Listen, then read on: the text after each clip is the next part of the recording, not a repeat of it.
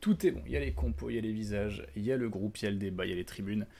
Messieurs, dames, bonsoir. Ce soir, on se fait un petit débat sur l'actualité de la journée. Évidemment, ce n'est pas Louis Zamit qui fait son départ en NRL, NFL, NFL, NRL, non, NFL. C'était hier. NFL, Aujourd'hui, c'est le groupe du 15 de France qui a été dévoilé après moult spéculations dans la presse, comment dire, dans la presse internet, dans la presse papier, dans la presse télé. Donc on se fait un petit débat pour à la fois débriefer ce qu'on a vu, ce qu'on a appris dans ce groupe des 34 du 15 de France, savoir quel est le schéma de pensée de Fabien Galtier pour ce 6 Nations, qu'est-ce qui a changé depuis la Coupe du Monde. Bien évidemment, je ne fais pas ça seul, vu que seul je suis un peu ennuyeux, donc j'ai pris avec moi deux acolytes ce soir. Il y en a un que vous connaissez très bien, vu qu'il est là depuis quelques semaines déjà, qui enchaîne les émissions, Erwan Arzik. Bonjour Erwan. Bonjour Gauthier, non tu n'es pas ennuyeux, rassure-toi. Tes vidéos YouTube le prouvent.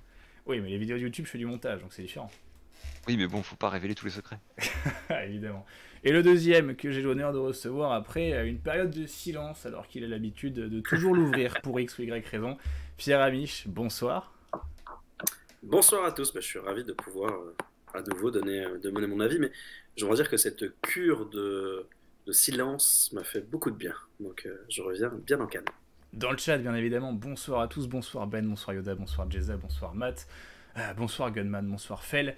Bien évidemment, ce soir, on va parler du 15 de France, on va parler ça avec nos deux spécialistes, évidemment. Mais si vous avez des questions ou des avis à poser qui affluent dans le débat ou qui importent d'une quelconque manière, vous les mettez. Putain, j'ai très mal dit cette phrase, ça fait très bizarre. Mais bref, vous donnez vos avis, vous donnez vos questions. Mets tout en vrac sur la table, on va voilà. se démerder. On les lira quoi qu'il arrive. Donc d'abord, je vais vous poser une première question, messieurs. Je vais commencer par Erwan. Erwan, quel est ton sentiment primaire après cette annonce du groupe des 34 pour le 6 Nations? Mon sentiment primaire, c'est cohérence sur une globalité, on va dire. Voilà, une globalité de la liste. Cohérence pour Erwan, pardon. Et pour Pierre, quel est ton sentiment? C'est un peu délicat parce qu'on attend toujours tellement d'une première liste qu'on a toujours un petit sentiment de déception ou d'incompréhension parce que comme je te dis, on en espère beaucoup.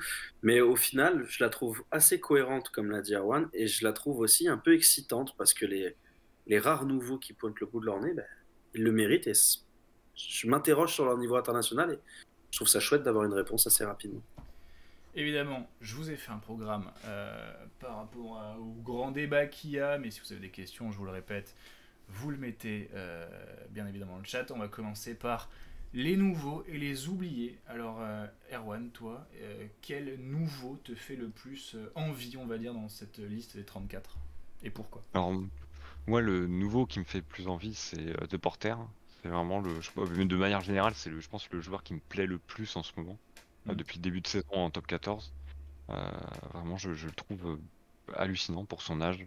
On a l'impression qu'il connaît déjà le rugby professionnel pas par cœur, voilà, parce que c'est un peu prétentieux, mais tout du moins très très bien. Et qu'il s'adapte à plein de situations. Il est capable de saisir sa chance. Il se sent pas obligé de faire à chaque fois faire un match forcément incroyable, resplendissant, comme des fois il y a des jeunes qui ont envie de beaucoup montrer dès le début, et c'est un peu souvent le problème. Là, le match contre les Saracens, on l'a vu encore, il s'est pas été celui qui s'est le plus montré, mais quand il a fallu venir au soutien, faire sa course, attaquer la ligne, etc., il était présent. Et voilà. Et puis petite mention pour Antoine Gibert que j'attendais pas, mais au final je trouve que c'est une super idée. C'est la surprise, c'est Antoine Gibert, personne s'y attendait. Est-ce que toi aussi, Pierre, tu pars sur un Gibert ou un De Porter pour ta surprise préférée, pour ton nouveau préféré? Ouais, celui qui m'excite le plus, c'est aussi De Porter. Après, j'avoue qu'Abadi, je suis hyper content de le voir parce que je le trouve juste très fort. Et on a tendance à mettre beaucoup de superlatifs quand on parle des joueurs. Il est extrêmement complet, il saute, il court, il plaque, il a du volume. Il est hyper intéressant. On s'interrogeait tous un petit peu sur sa signature à Toulon. Est-ce qu'il avait la capacité, la qualité pour s'imposer dans cette équipe-là, une équipe qui est quand même assez dense, même s'il y a beaucoup de jeunes joueurs. Et non seulement il s'y est imposé, mais il s'y est imposé comme un des capitaines de défense. Je suis très heureux de le voir dans cette liste-là, parce que déjà ça valide le fait que J'avais un peu raison en citant son nom il y a quelques mois. Donc ça, c'est juste pour mon ego trip. Et plus sérieusement, je suis très heureux parce que ça prouve aussi que cette troisième ligne, elle est ouverte. Et c'est probablement l'endroit où l'équipe de France est la mieux armée. Et malgré tout, il y a quand même peut-être 1 ou 2 places à gratter. Contrairement à d'autres lignes, c'est un signe positif envoyé par Fabien Galtier. Alors dans le chat, on nous parle déjà des joueurs comme Jaminet et Marchand. On y reviendra évidemment dans le prochain. Je pense que ce sera le point débat un peu improvisé par rapport aux joueurs un peu installés, ou alors est-ce qu'ils méritent d'être là, etc. Nous, on va plutôt pour l'instant s'attarder sur les nouveaux et les oubliés. Matt, évidemment, t'inquiète, j'ai noté ça. Écoutez, dans le chat, on n'a pas 2 porteurs, mais on a Bichnov qui nous dit 2 porteurs, il faudrait check son passeport, il joue comme un papa pour son âge. Alors, 2 porteurs, ce qui est intéressant, c'est que on avait tous, je pense, cet avis de est-ce que ça va être 2 porteurs ou Gaëton, et on a eu les 2. Est-ce que, du coup, là pour l'instant, on est dans une profil de ligne arrière à 5 arrières, de ce que j'ai lu, on a Danti. On a Moefana, on a 2 porteurs, on a Ficou et on a Gaëton. On sait déjà que Gaëton il a la polyvalence à l'aile, mais du coup la présence de 2 porteurs, est-ce qu'elle occasionne à votre avis une potentielle titularisation pendant le 6 Nations? Erwan, qu'est-ce que tu en penses? Moi j'ai vu que certains médias plaçaient Gaëton comme ailier.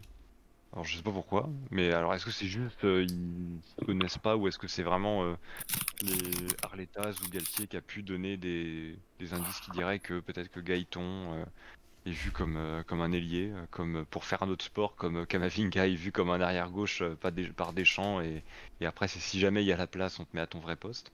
Donc voilà, je sais pas, mais ouais, effectivement j'étais surpris de voir les 2. Comme tout le monde, je m'imaginais avoir soit l'un soit l'autre. Okay. Et au final voilà, mais c'est pas incohérent non plus, et c'est triste pour Vincent qui saute. Pierre, est-ce que toi tu vois 2 porteurs démarrer un match en ce 6 Nations? Oui, peut-être. En fait, ça va dépendre un peu aussi du contenu des matchs et de la capacité que Gaël Ficou a de retrouver son véritable niveau, parce que la question va aussi se poser sur les cadres des Bleus. On va en parler, mais avec quelle équipe Fabien Galtier a envie de se lancer dans ce tournoi-là et avec laquelle il va finir? Ça, on peut pas répondre. En revanche, sur la polyvalence, c'est vrai que Gaëton évolue pas beaucoup à l'aile, mais il est capable de le faire. Tout comme Yoram Moefana, qui l'a déjà fait en bleu. Je pense que clairement, la polyvalence va être de mise dans le rugby sur les mois et les années qui viennent. Et on a des profils de joueurs qui sont capables de couvrir plusieurs postes. Alors, je sais pas si ils sont quasiment tous Fabien Galtier de couvrir 2 postes, non? Ouais, quasiment. 2 porteurs. Les 10, même Jalibert peut couvrir le 15. Danti, je suis pas sûr. Danti, c'est spécifique, mais ouais. Si on reprend la liste, Lucu, Le Garret qui sont capables de dépanner, ou voire plus que ça en 10, ils y ont déjà joué. Jalibert n'est pas nécessairement polyvalent, mais il a déjà été testé en 15. Gibert est capable de faire à la fois 9 et 10. Penaud peut jouer au centre. Louis Bielbiarré peut jouer à l'arrière. Mathis Lebel a été testé en 15 aussi au Stade Toulousain. Jonathan Danti, Yoram Moefana aux ailes. Ouais. Danti, c'est peut-être la seule exception, mais parce que son profil est tellement particulier que de toute façon, on sait qu'il sera 12, il sera jamais autre chose. Et on a Jaminet aussi, qui fait partie spécifique. Ouais, même si Jaminet, c'est vrai, mais dans le jeu, il peut parfois se proposer en deuxième attaquant, même si c'est peu commun. Puis le reste, ils sont tous hyper polyvalents. Je pense que de toute façon, etc., qui peut jouer 10-15. Ou à l'aile aussi. Je sais pas quel est le jeu que va tenter de faire Fabien Galtier, mais vu les profils qui sont là, j'imagine que ce sera extrêmement rugueux devant et assez débridé derrière. C'est comme ça que je l'imagine, vu que à peu près tout le monde est capable de faire une passe, un coup de pied pendant l'intervalle. C'est plutôt excitant finalement. On peut penser à l'exemple de Penaud qui est aussi passé progressivement du centre à l'aile pour les besoins de l'équipe de France pour Gaëton, écrit Béga. Est-ce que Jaminet n'avait pas été testé ailier à Toulouse lors d'un match? Je crois qu'il avait été décalé sur une blessure de mémoire, mais il n'avait pas été testé au sens propre. C'est du bricolage. Ouais, je crois que c'était du bricolage. Avec Toulon, il jouait 10 de base avant de passer à l'arrière, je crois. À l'époque, il était au centre de formation de Toulon, mais c'est à peu près tout. Et je pense que ça fait longtemps. Peut-être qu'il a joué avec Perpignan en Pro D2 vaguement 10 en fin de match, mais pas en plus, quoi. Alors, est-ce qu'on parlerait pas un peu de ça? Il n'a jamais démarré à un autre poste carrière. Voilà, c'est 100% de sa titularisation en carrière. Après, il peut être amené dans le jeu. Il faut bien distinguer le niveau que tu as dans le dos et la façon que tu as d'évoluer sur un terrain, mais clairement, il n'a jamais joué avec un autre numéro que le 15. Parfois le 23, mais rarement autre chose que le 15. Voilà. On va parler un peu des avants, vu qu'on a beaucoup parlé des arrières. On a des surprises. Pierre, on a parlé avec Abadi, qui était sa satisfaction du début de saison. On a aussi Laclaya, on a Meafou, qui était la fausse surprise, vu que tout le monde s'y attendait. On a Gaëtan Barlow, qui s'est glissé un peu au dernier moment avec la blessure très malheureuse de Bourgarit. Devant, quelle est votre grande surprise? On peut penser à Lagahu. Erwan, est-ce que c'est ta surprise, toi? Ouais, moi perso, Lagahu, c'est ma surprise, mais un peu comme beaucoup, je pense. Parce que déjà, Gabriel, bon, on s'était fait spoiler. Ça aurait été Gabriel, je pense, sincèrement. Parce que je comprends le choix à Lagahu dans le sens de la jeunesse. Gabriel, j'ai peu de raisons. Je suis peut-être dur envers Gabriel, mais j'ai toujours du mal, même encore une semaine après le débat, à comprendre pourquoi. Je vais pas refaire le débat de la semaine dernière. Mais voilà. À Lagahu en bien, Gabriel en un peu surprise décevante, on va dire. Ok. Pierre, pareil? Moi, la surprise, c'est davantage Septao. Je pensais pas qu'il allait revenir dans le jeu. Et l'absence de Priso qui fait écho à sa présence, hein, forcément, c'est le jeu des chaises musicales. J'étais un peu surpris, je m'y attendais pas, en fait, pour être tout à fait honnête. Okay. Et après, je l'ai dit, Abadi, c'est chouette et c'est cool pour lui. C'est pas une surprise, mais c'est une petite interrogation autour de Dodo Aldeguerri. Par rapport à sa forme, je reconnais. Non, pas. En fait, modestement, et je vais essayer d'expliquer. Je ne comprends pas pourquoi on le prend en équipe de France. C'est pas méchant et tout ça. C'est moi, Pierre Amiche. Je n'ai pas les clés pour comprendre. Parce que, ok, on nous explique que c'est un pilier de mêlée, mais sur les dernières mêlées au niveau international, il s'est fait ravager. C'est pas un spécialiste du déplacement. Il est capable de jouer dans le dos, mais la façon dont joue l'équipe de France, on n'a pas besoin d'un droitier qui touche beaucoup de ballons, surtout pour jouer dans le dos, parce que Cyril Bay ou d'autres avants sont capables de le faire aussi. Et j'ai pas compris pourquoi on le prenait lui plutôt que Demba Bamba, par exemple, qui, à mes yeux, est un joueur qui rentre dans les cases que Fabien Galtier a lui-même définies comme des ovnis, des joueurs capables de faire des choses que les autres ne sont pas capables de faire. Alors voilà, je reconnais modestement que peut-être que c'est très cruel vis-à-vis de lui, parce que c'est un excellent joueur, et on n'est pas champion de France, champion d'Europe à multiples reprises par hasard. Mais je ne comprends pas pourquoi lui plutôt qu'un autre. Voilà. On parle de Colombe aussi dans le chat. Oui, ça fait partie des joueurs qu'on peut imaginer performer au niveau international. Au chapitre peut-être un peu du début de saison de Lyon aussi.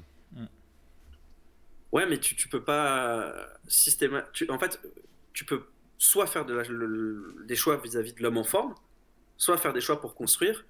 Mais je trouve que les deux s'accordent pas toujours. Et à ce moment-là, ta boussole, ça doit être davantage l'âge et le talent du bonhomme que son club, parce qu'au final, que Lyon descende ou pas, Demba Bamba reste un joueur rare. C'est que mon avis, hein, évidemment. Dans le chat, je vais te relancer sur les deuxièmes lignes, Erwan, parce qu'on nous parle beaucoup de Villemc. Est-ce que ce serait pas le gros absent, ou alors un peu la grosse surprise pour son absence? Ouais, moi je suis un peu surpris parce que c'est vrai que on avait vanté les mérites. Enfin, j'avais vanté les mérites du Grand Tao la semaine dernière. C'est un joueur qui est super fort pour les fins de match. Je trouve que notamment les équipes qui se reposeraient beaucoup sur les molles, etc. Voilà, Saint-André disait que c'était le joueur le plus fort qu'il avait jamais vu pour vraiment embêter les équipes en face sur des molles. Donc je peux comprendre. Après, le problème c'est que là, Villemc, il est bon à Montpellier depuis quelques semaines et c'est un peu cruel, je sais pas, parce que je pense pas non plus qu'il soit écarté définitivement du 15 de France. Mais voilà, je me pose des questions, mais après je vois aussi ceux qui sont appelés et en 5, veut dire Meafou, Tao, ils déméritent pas non plus. Donc, il a l'air un peu d'être le numéro 3, quoi. C'est le numéro 3 au poste, c'est celui qui sera appelé si quelqu'un sera blessé, en fait. Ouais, je pense que c'est un peu ça, ouais. Vous êtes certain qu'il est numéro 3 ? Parce que le message envoyé, il est quand même assez clair. Hein. Ouais, mais on l'avait un peu compris, le message, quand Galtier... Il a fait... Je sais pas si t'as lu l'interview de Tao Fifenoa qui dit « Bah ok, je reviens », il se fait motiver par Galtier. Donc tu te dis forcément que si Galtier il remotive Taofi Fenois, c'est pas pour le mettre numéro 3 en tant que réserviste, etc. Et que forcément il y en a un qui va payer les pots cassés, c'est soit Meafou, c'est soit Willem C. Et en termes de forme, en termes de... si tu fais les Flamand, chances, etc. Et il n'y a pas Flamand. Oui, mais Flamand est Refaites le calcul. Oui, mais ce que je veux dire, c'est que tu n'es pas sûr qu'il soit numéro 3 du tout. Dans la hiérarchie, il sera plus numéro 4, numéro 5. Qui te dit que Azago, un jour, va pas lui passer devant. Moi, ce que je lis à travers cette liste, et peut-être que je me trompe, hein, mais c'est que Willem C, aujourd'hui, a plus qu'un train de retard. Je ne sais pas si c'est consécutif à la prépa, où il s'est pété et il a été rapidement remplacé, ce qui n'a pas été le cas pour tous les joueurs de l'équipe de France. J'ai l'impression que depuis 2 ans, il est moins performant, et j'ai l'impression qu'il cristallise un peu les crispations de Fabien Galtier sur un domaine qui est le déplacement. Vu qu'on a une équipe extrêmement massive, il faut forcément compenser ça, quand on n'a pas le ballon, par quand même une capacité à se déplacer légèrement supérieure à ce que normalement on est censé faire. Nous, on se fait défoncer en fait. Et d'ailleurs, Giroud l'avait très bien dit au début de la Coupe du Monde, il avait dit on est l'équipe la plus massive du monde, les autres équipes vont chercher à nous déplacer. À nous de répondre dans ce domaine-là, c'est pour ça qu'on en fait des cyborgs. Ok. Mais le truc, c'est que Willem C est beaucoup blessé, a finalement assez peu joué depuis 2 ans et demi. Puis une blessure à la cuisse. En dépit de ses prestations qui sont vraiment encourageantes avec Montpellier, j'ai l'impression qu'on retrouve un joueur dominant, mais on n'est quand même pas au Willem C de 2022, ou 2021 même plus.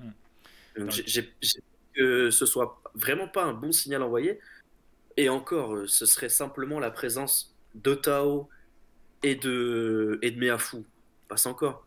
Mais quand on se retrouve derrière Alagaou, même s'il joue 4, il va probablement rentrer chez lui, je le vois pas sur une feuille, mais il préfère prendre un jeune pour lui faire découvrir l'équipe de France que de refaire revenir Willem C. Pour moi, ça sent la chaussette un peu quand même cette histoire. En fait, il prend pas Meafou aussi parce que Meafou fait beaucoup de communication, les interviews sur le fait qu'il veut durer 80 minutes. Et avec Toulouse, ils le font jouer 80 minutes.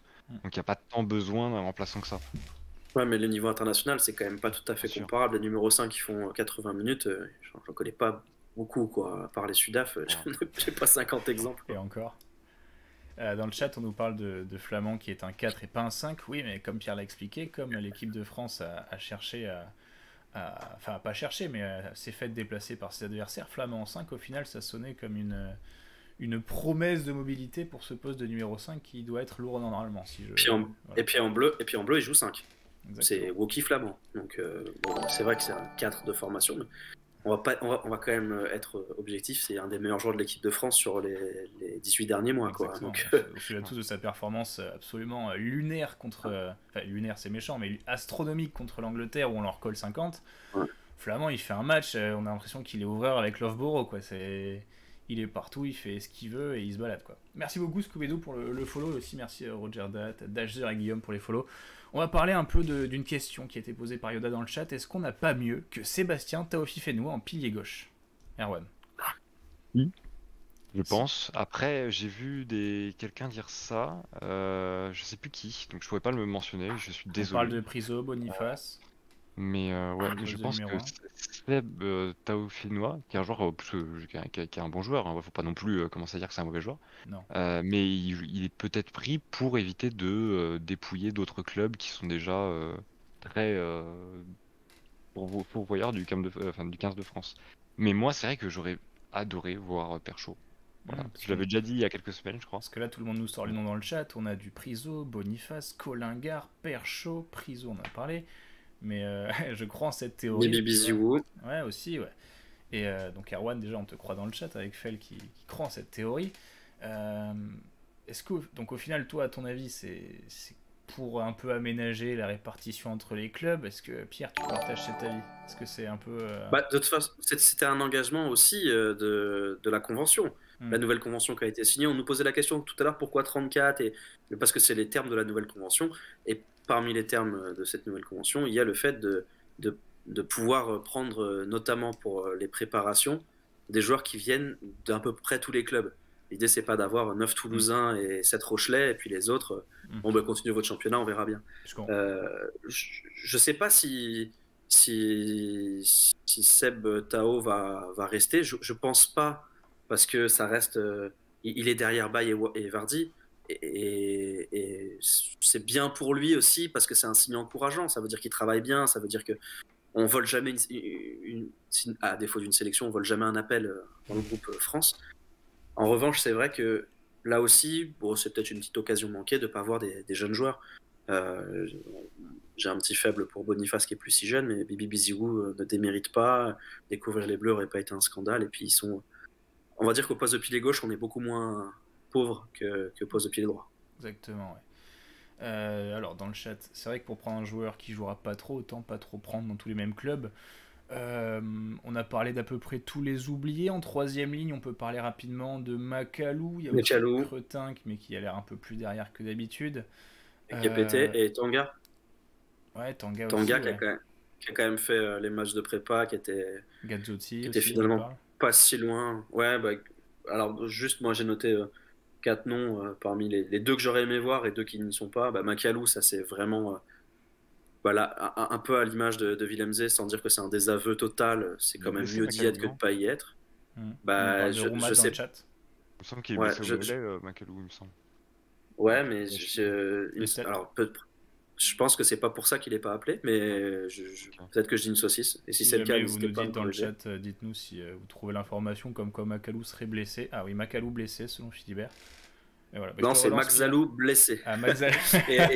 Oui. Et après Tanga qui a eu un gros passage à vide, un gros trou d'air, qui est passé derrière certains autres joueurs.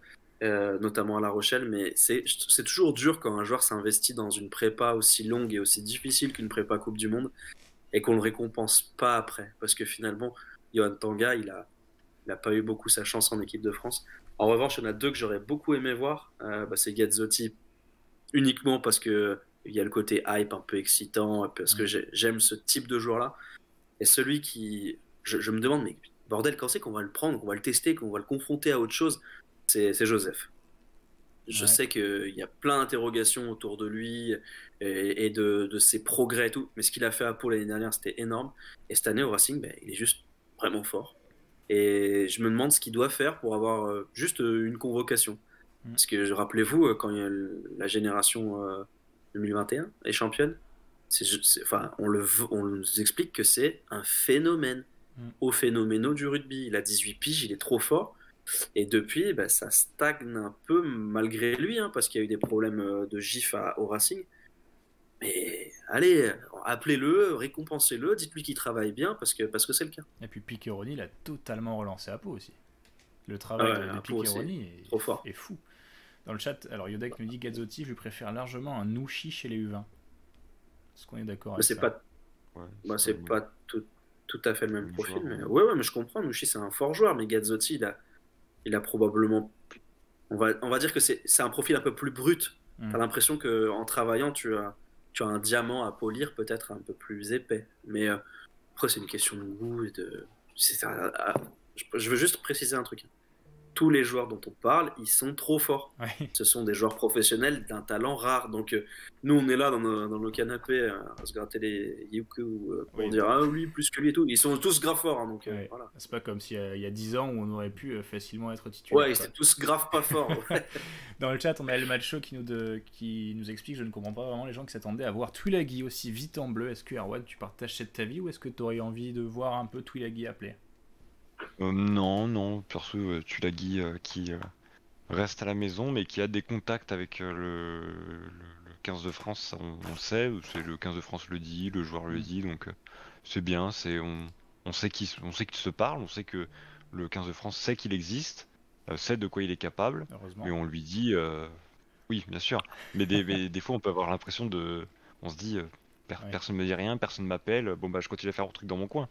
Je veux dire, il y avait une époque où tu avais des Germain et des Wisniewski qui faisaient des trucs de fou en top 14, ou du moins qui méritaient peut-être d'avoir une sélection, et au final ils l'ont jamais eu, et on sait jamais s'ils ont été appelés, ne serait-ce qu'un jour, pour savoir comment ils allaient, quoi. Donc voilà, non, c'est bien sûr Tuilagi. Et pour rebondir un peu sur ce que disait Pierre, pour Tanga, moi aussi j'avoue que je trouve ça un peu dur. Pas de Gazzotti non plus, donc ce qui veut dire qu'on repart encore avec un seul spécialiste au poste de numéro 8 qui est Aldrit. Ouais, mais Jelonge peut courir, mais au bout d'un moment, c'est qu'il faut je pense qu'il faut un spécialiste et quelqu'un qui a le bagage pour être un numéro 8 international. Et c'est vrai que Tanga, les quelques sélections qu'il avait eues étaient vraiment pas mauvaises. Comme l'a dit Pierre, il a eu un passage à vide avec La Rochelle, mais on aurait bien aimé qu'on le récompense un peu, ou alors qu'on prenne un nouveau 8 pour relancer une dynamique, pour relancer Ouais, quelque puis un peu de chose. concurrence. Ouais, c'est ça. Même si je pense que c'est complètement utopique d'imaginer que Greg Aldrit ne puisse pas être titulaire indiscutable, a fortiori capitaine, et jouer 80 minutes par match, ce qu'il va le faire. Mais c'est vrai que simplement avoir un gars qui est capable de dire attends, mais moi aussi je veux cette place-là, parce que ça donne faim, parce que... Mais je sais pas si Tanguy avait le profil parfait, hein, ça se trouve c'était pas lui. Je vous présente mon chat, il fait le live aussi. Ça va, tranquille? Il fait de la via ferrata sur l'étagère. Ouais, bon, c'est parce que là, elle va checker un nouveau bouquin, je crois. Non, mais tout ça pour dire que c'est peut-être pas le profil parfait, hein, Tanga, mais c'est vrai que, bon, bah, de toute façon, toutes les listes sont cruelles, mais celle-là, cette non-sélection, elle doit, ou ce non-appel, ça doit faire un peu chier quand même. Ouais, et quitte à prendre quelque chose de différent, moi, j'aurais bien aimé voir Roumat. J'ai du mal à l'imaginer au niveau international, mais Ouais. j'aurais bien aimé au moins qu'il l'essaye à l'entraînement haute intensité, au moins qu'il l'essaye à quelque chose, qu'il l'appelle, parce que... Mais qu'est-ce que Rouma a que Galtier n'a pas aujourd'hui? Parce que moi, je vous le dis tout de suite, j'adore Alexandre Roumat. Je trouve que c'est un joueur élégant, délié, manière de ballon incroyable, c'est beau, je suis sûr que quand il fait un créneau, c'est magnifique, mais qu'est-ce qu'il apporte que l'équipe de France n'a pas aujourd'hui? En touche, t'as Charles Olivon qui est juste plus fort. En termes de puissance, on a mieux. Ballon en main, en fait, t'as un 8 aujourd'hui qui s'appelle Greg Aldrit, il gagne tous ses duels. Même si je l'adore, son profil fait que je crois qu'il est juste un tout petit peu moins fort que tous les gars qui sont là. Donc, même s'il mériterait un jour d'être appelé, ce sera peut-être sur une tournée. Ou... la tournée en Argentine, non? Ce serait pas intéressant. Pourquoi pas? Ça sûrement avec Toulouse, c'est ça le problème. C'est que d'un coup, t'es un peu baisé par le fait que tu joues dans le meilleur club de France. Mais voilà, en dépit du fait que je l'adore, je trouve ça logique qu'il soit pas appelé. Et puis en plus, FLM qui nous dit dans le chat, et en plus tu prends déjà Cross et Jelon au stade en 3ème ligne. Donc pour la répartition, c'est après si tes trois meilleurs joueurs, ils jouent à Toulouse et que ça te paraît évident que la meilleure 3ème ligne du monde c'est Cross, Jelonche, machin, tu les prends tous. Mais comme là c'est pas aussi évident que ça, je comprends. Dans le chat, il y a Destiné à la Bouillou, un peu. Et Dajer qui pose aussi la question, est-ce que Roumat est capable de jouer 6 ou 7 pour la polyvalence? Je crois que j'ai déjà joué 7. Ouais, 7. Après voilà, c'est toujours une affaire de concurrence, quoi. Ça veut dire qu'il y a un monde potentiellement où tout le pack de l'équipe de France c'est le pack du Stade Toulousain, quoi. À peu près, Parce que déjà la première ligne peut potentiellement, si Antonio se pète ou si Antonio arrête, peut être déguerri propulsé. Ou des 7, c'est ça. Et puis voilà, il y a Aldrit, mais bon... tu peux faire Flamand Willem C, tu peux faire Jelonche Cross. Non mais ouais, tu peux carrément faire le 8 de devant de Toulouse et la ligne de 3/4 entièrement bordelaise. On va changer de sujet, messieurs. On en a parlé de Grégory Daldrit, parce qu'on est déjà une demi-heure sur les oubliés. On peut faire 5 minutes sur les arrières un peu oubliés. Dans le chat, Dash nous a parlé de Spring, de Luc. Il nous a aussi parlé de Buros aussi. Est-ce que, pour vous, quel est le plus grand perdant de cette ligne arrière, Erwan? Buros, ouais. Buros, j'aurais dit, ouais. À la place Buros, à la place de Jaminet, enfin j'ai envie de me dire, le problème c'est que j'ai l'impression que quoi qu'il arrive, à part si Ramos se blesse, ce sera Ramos, quoi, il n'y a pas trop de concurrence. Donc je me dis autant tenter des profils différents. Barré aussi. Buros qu'on connaît un peu moins, Barré aussi. Ouais. Barré pour la polyvalence aurait eu parfaitement son sens dans le groupe France, parce qu'il peut jouer 10, parce qu'il peut jouer un peu partout, donc voilà. Pierre dans le chat on nous parle de Villiers qui est le plus grand perdant, de Buros qui est le plus grand oublié, de l'absence d'Astoy. Est-ce que toi t'as tiré ton... Je vais faire très vite. Pour moi le plus grand baiser c'est Couillou. Parce qu'il pouvait carrément être numéro 2, il avait du temps de jeu à gratter, il pouvait espérer passer numéro 1, et en fait il reste chez lui. Je trouve ça très très dur, parce que qu'est-ce qu'il doit faire en fait? Qu'est-ce qu'il peut faire de plus? Il fait des saisons à 17 essais, qu'est-ce qu'il peut faire de plus? Changer de club. Et donc ça... même ça, je suis pas sûr que ça soit vraiment que ça suffise en fait. Je crois que c'est une question de profil. Et aujourd'hui, quand tu penses qu'à la Coupe du Monde, il était prêt à jouer ailier, qu'est-ce qu'il doit faire, quoi? Il s'est sacrifié, il a fait la prépa, il s'est sorti les doigts. Il n'y a plus qu'un mec qui est là et on dit bon, bah finalement non. Astoy est un des perdants, mais ça, bah, tant pis, j'ai envie de dire, c'est cruel aussi. Il passait titulaire en bleu à rien du tout, bah tant pis. Villiers en revanche, c'est un peu plus dur parce qu'il était vanté comme le plus courageux, le plus. En gros, il était marqué de ce cycle de 4 ans précédent comme étant l'un des premiers ovnis découverts. Et là, il sort carrément du groupe au même titre que Dumortier, alors que Dumortier a fait le Grand Chelem. Ça reste un peu raide. Et pour moi, même s'il n'est plus vraiment dans l'esprit des sélectionneurs, qu'il a fait un bout de la prépa, et c'est juste un avis personnel et intime, je ne comprends pas l'absence de Brice Dulin depuis aussi longtemps, alors que je ne vois pas de mec plus fort dans son registre. Sous les ballons hauts et dans le jeu au pied de déplacement, pas d'occupation, de déplacement, il est trop fort. C'est vrai que derrière il gagne les duels, il va vite. Bah, ça apporterait un truc différent, même s'il est. Alors, il a plein de défauts, parce qu'il est plein de défauts. De non-qualité. Il n'est pas buteur, il fait pas 1m90, il n'a pas un jeu au pied de 90 mètres croisés, machin, mon cul, mais. Il a l'expérience. Il est vraiment fort, il est vraiment fort. Et après, dans les oubliés, même si c'est pas vraiment des oubliés, les gars que j'aurais bien aimé voir, Delbuis, parce que je m'interroge sur son niveau au-dessus, et parce que je le trouve vraiment bon, et Barré. Et Barré, c'est pas une injustice, c'est pas un oublié, machin, il sera un jour appelé en équipe de France. Mais wow, le début de saison qu'il fait, il est quand même sexy chocolat, quoi. Quand il touche un ballon, tu te dis, oh, il est pas mal le petit Barré. Son essai de 100 mètres, là, il est quand même. Moi, je pense ça. Je pense quand tu passes la ligne des 50 mètres, quand il passe la ligne des 50 mètres, tu fais non, il va pas y aller quand même. Et puis chaque mètre, tu fais putain, le con, il va le faire. C'est un exemple de pourquoi Barré est intéressant. Voilà. On parle de Bagé aussi. Bon, on va pas te faire trop long parce qu'il faut qu'on parle d'autre chose quand même, les gars. Dédicace à Barassi, j'aurais bien aimé le voir aussi. J'aurais beaucoup aimé. En 13, je trouve que j'ai fait très rapidement. Défensivement, je le trouve très bon. Et offensivement, il avait un peu de mal depuis son arrivée au Stade Toulousain. Et là, cette saison, je le trouve excellent. Et Camille Lopez aussi nous dit Dash. Barassi blessé, c'est dur. Désolé les gars, il y a des questions. Philibert, Jeza, j'ai vu vos questions par rapport à Couillou et par rapport à Ramos. On y reviendra, je pense, notamment pour Ramos sur la compo face à l'Irlande. Maintenant, on va passer au Capitana, messieurs. Ça va être un débat rapide, je pense, mais c'est une question qui est intéressante. Pourquoi est-ce qu'on a Grégory Aldrit comme capitaine? Non pas qu'il soit méritant, mais pourquoi devant Olivon, Erwan? Mais je crois que Olivon il est pas blessé, ou en tout cas il n'était pas ménagé par l'encadrement toulonnais. Donc je me dis peut-être qu'ils sont pas. Ouais, c'est ça, il est blessé. Donc peut-être qu'ils sont pas sûrs qu'il commence le 6 Nations. Et peut-être que du coup ils ont mis Aldrit. Parce qu'on avait vu quand il y avait eu la question de Olivon blessé un long moment et qu'il fallait trouver. Je me rappelle d'une vidéo, là, ces super vidéos que font la Fédération Française d'ailleurs, où tu es un peu dans l'inside des vestiaires, même s'il y a beaucoup d'éléments de communication, etc. Ouais. Mais où on voyait donc là, comment ils avaient décidé les capitaines. Et en fait, ça avait été un vote entre ce qu'ils estimaient être les capitaines de vestiaire. Et donc ils avaient ramené Jelon, Aldrit, bonjour le chat. Jelon, Aldrit, Marchand, ouais, il y avait Ficou aussi. Et donc Dupont, bien évidemment, qui a été décidé au final. Et donc voilà, le fait que ce soit un de ces hommes-là qui soit choisi, le fait que ce soit Aldrit qui est un des plus indiscutables, même si Baye et par exemple il y a d'autres indiscutables. Mais voilà, c'est le plus indiscutable parmi ceux que j'ai nommés avant.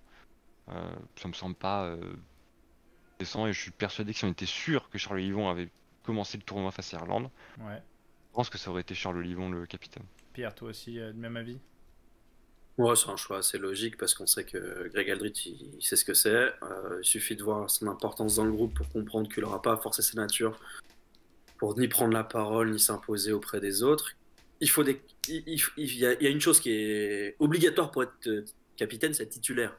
Et finalement, en repartant sur un nouveau cycle, des joueurs assurés d'être titulaires, il n'y en a pas 40 000.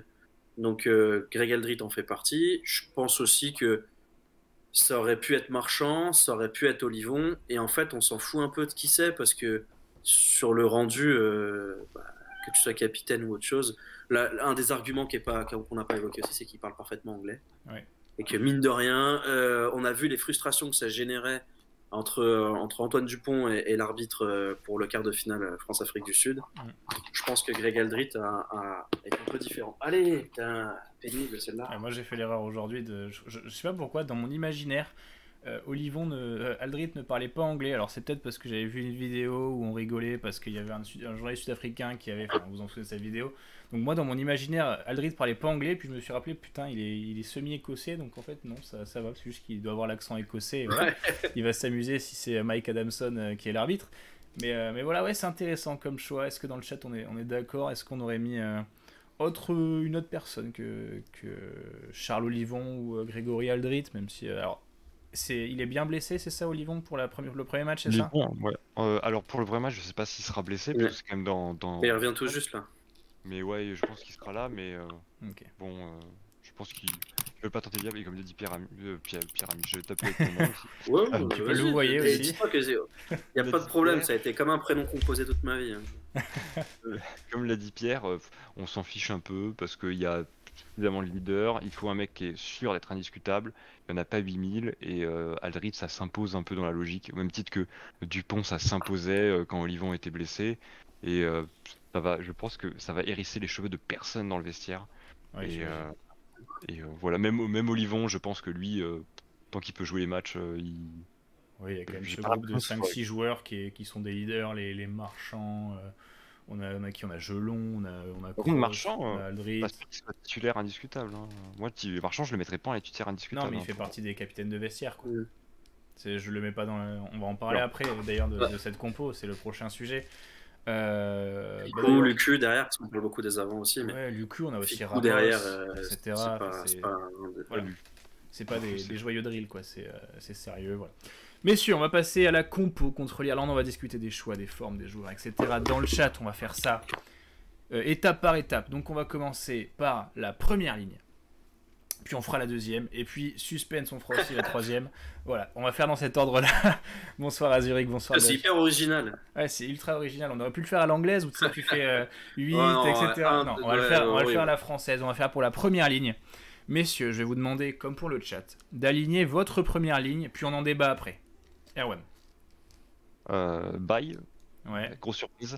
Movaca et Antonio. Ok, Pierre. Ouais, c'est la même.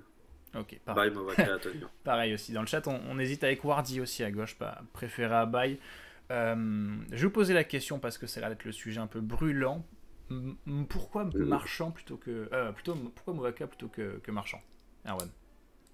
Il fait une saison, je comprends pas comment c'est humainement possible de faire ça. Depuis même une saison, il a fait, alors c'est-à-dire qu'il a fait les 12 travaux de l'Olympe avant de partir à la Coupe du Monde, et que là, il est en train mais c'est n'importe quoi ce qu'il fait. J'ai calculé, alors là je pouvais pas le sortir de tête, mais pour un article avec le Rugby Ministère, j'ai calculé le nombre d'essais qu'il a mis, mais il a mis quasiment autant d'essais il a mis plus d'essais que la plupart des ailiers, à part Penaud peut-être. Depuis le début de l'été, c'est n'importe quoi. Il s'est amélioré en touche, il s'est amélioré dans tous les registres de la conquête, ce qu'on demande à un talonneur, au moins minima pour postuler, qui était quelque chose où Marchand était bien meilleur que lui avant. Maintenant, je suis pas sûr que par exemple en touche, il soit si haut que ça par rapport à Marchand, notamment parce que la saison dernière il avait quelques défaillances parfois avec le Stade Toulousain, pas forcément en équipe de France mais avec le Stade Toulousain. Donc voilà, il est ultra mobile, il s'entend. Alors il n'y a pas de Dupont, c'est dommage parce que j'ai l'impression qu'il y a une alchimie entre les deux qui est folle.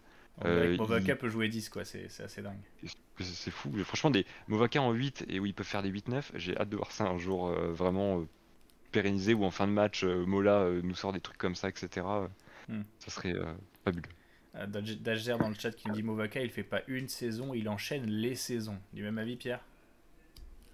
Ouais, excellent. Franchement, je vais te dire, j'ai hésité. En fait, j'aligne Movaca juste parce qu'aujourd'hui il est fort. Il est vraiment très fort. Il a peu de défauts et Erwan a très bien décrit le gars. Il est juste très très très bon. Là où il y a une petite hésitation, c'est qu'il y a un domaine dans lequel aujourd'hui Marchand est supérieur, c'est dans sa capacité à gagner ses duels en défense, à savoir à soit infliger des plaquages offensifs et donc à casser une dynamique, soit gratter. Et dans ces deux domaines très précis, face à l'Irlande, je me pose la question. Je m'interrogerai à la place de Fabien Galtier, est-ce qu'on récompense les progrès de Peato Movaca, qui est juste aujourd'hui excellent, ou est-ce que dans mon système défensif, Marchand est indispensable? Et la question se pose vraiment, et je pense que j'espère pour lui qu'il a la réponse. Mais je pense que cette décision-là, elle pourrait aussi dépendre de ce que vont montrer les deux joueurs dans les jours qui viennent. Et on a aussi Marchand qui revient de blessure aussi, ça noté, c'est ce qu'il a fait le mondial, donc on peut dire que Movaca a une certaine longueur d'avance. On a quand même un argument intéressant de Philibert qui nous dit: je préférais Marchand et ça c'est sauté. Je préférais Marchand et Movaca sur le banc en impact player. Est-ce que ce serait pas face aux grosses marmules de l'Irlande une idée intéressante à proposer avec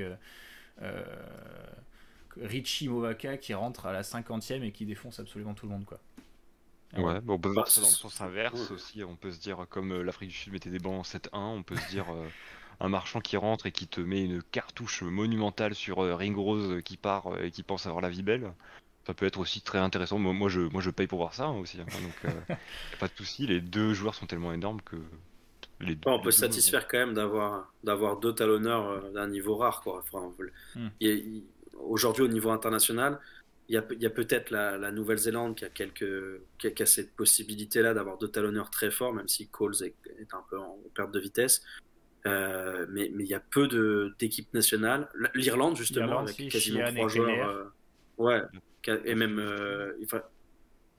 l'Afrique du Sud avec Mbonambi qui a fait la Coupe du Monde quasiment tout seul. Sur le papier, Marx est au même niveau, mais dans les faits, aujourd'hui, il joue pas. Mais tout ça pour dire qu'il faut quand même kiffer ce qu'on vit, quoi. Putain, on a deux talonneurs qui font partie peut-être des 5 ou 10 meilleurs du monde. C'est 5, hein. Quel kiff, quoi. Ouais, après, je suis un peu plus large parce qu'il y a des talonneurs de très haut niveau un peu partout, mais c'est vrai que quelle chance on a, quoi.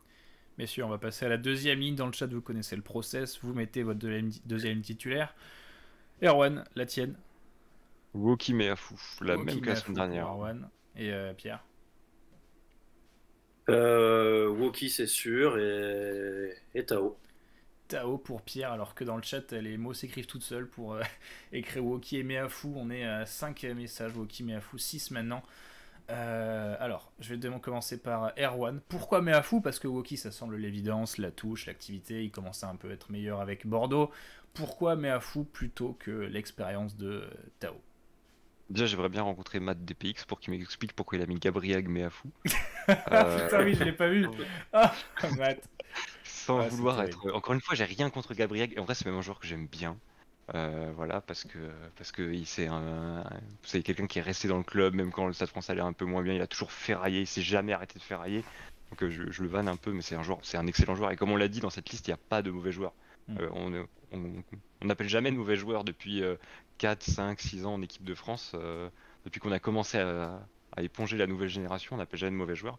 Mais après, du coup, pour revenir sur Woki Meafou, Woki pour moi c'est une évidence, je le trouve très bon, je l'ai trouvé très bon là avec le Racing cette semaine, même si le Racing se fait un peu caca culotte, mais lui c'est pas sa faute, franchement, même si tout le monde qui n'a pas vu le match a vu le tampon de Russell sur Woki et peut avoir l'impression que Woki a passé un mauvais match. Mais après Woki, t'as vu ce qu'il envoie, il envoie balancer Ben Spencer et il se retrouve sans défense face à... C'est une question de timing ce plaquage, il est magnifique, mais voilà.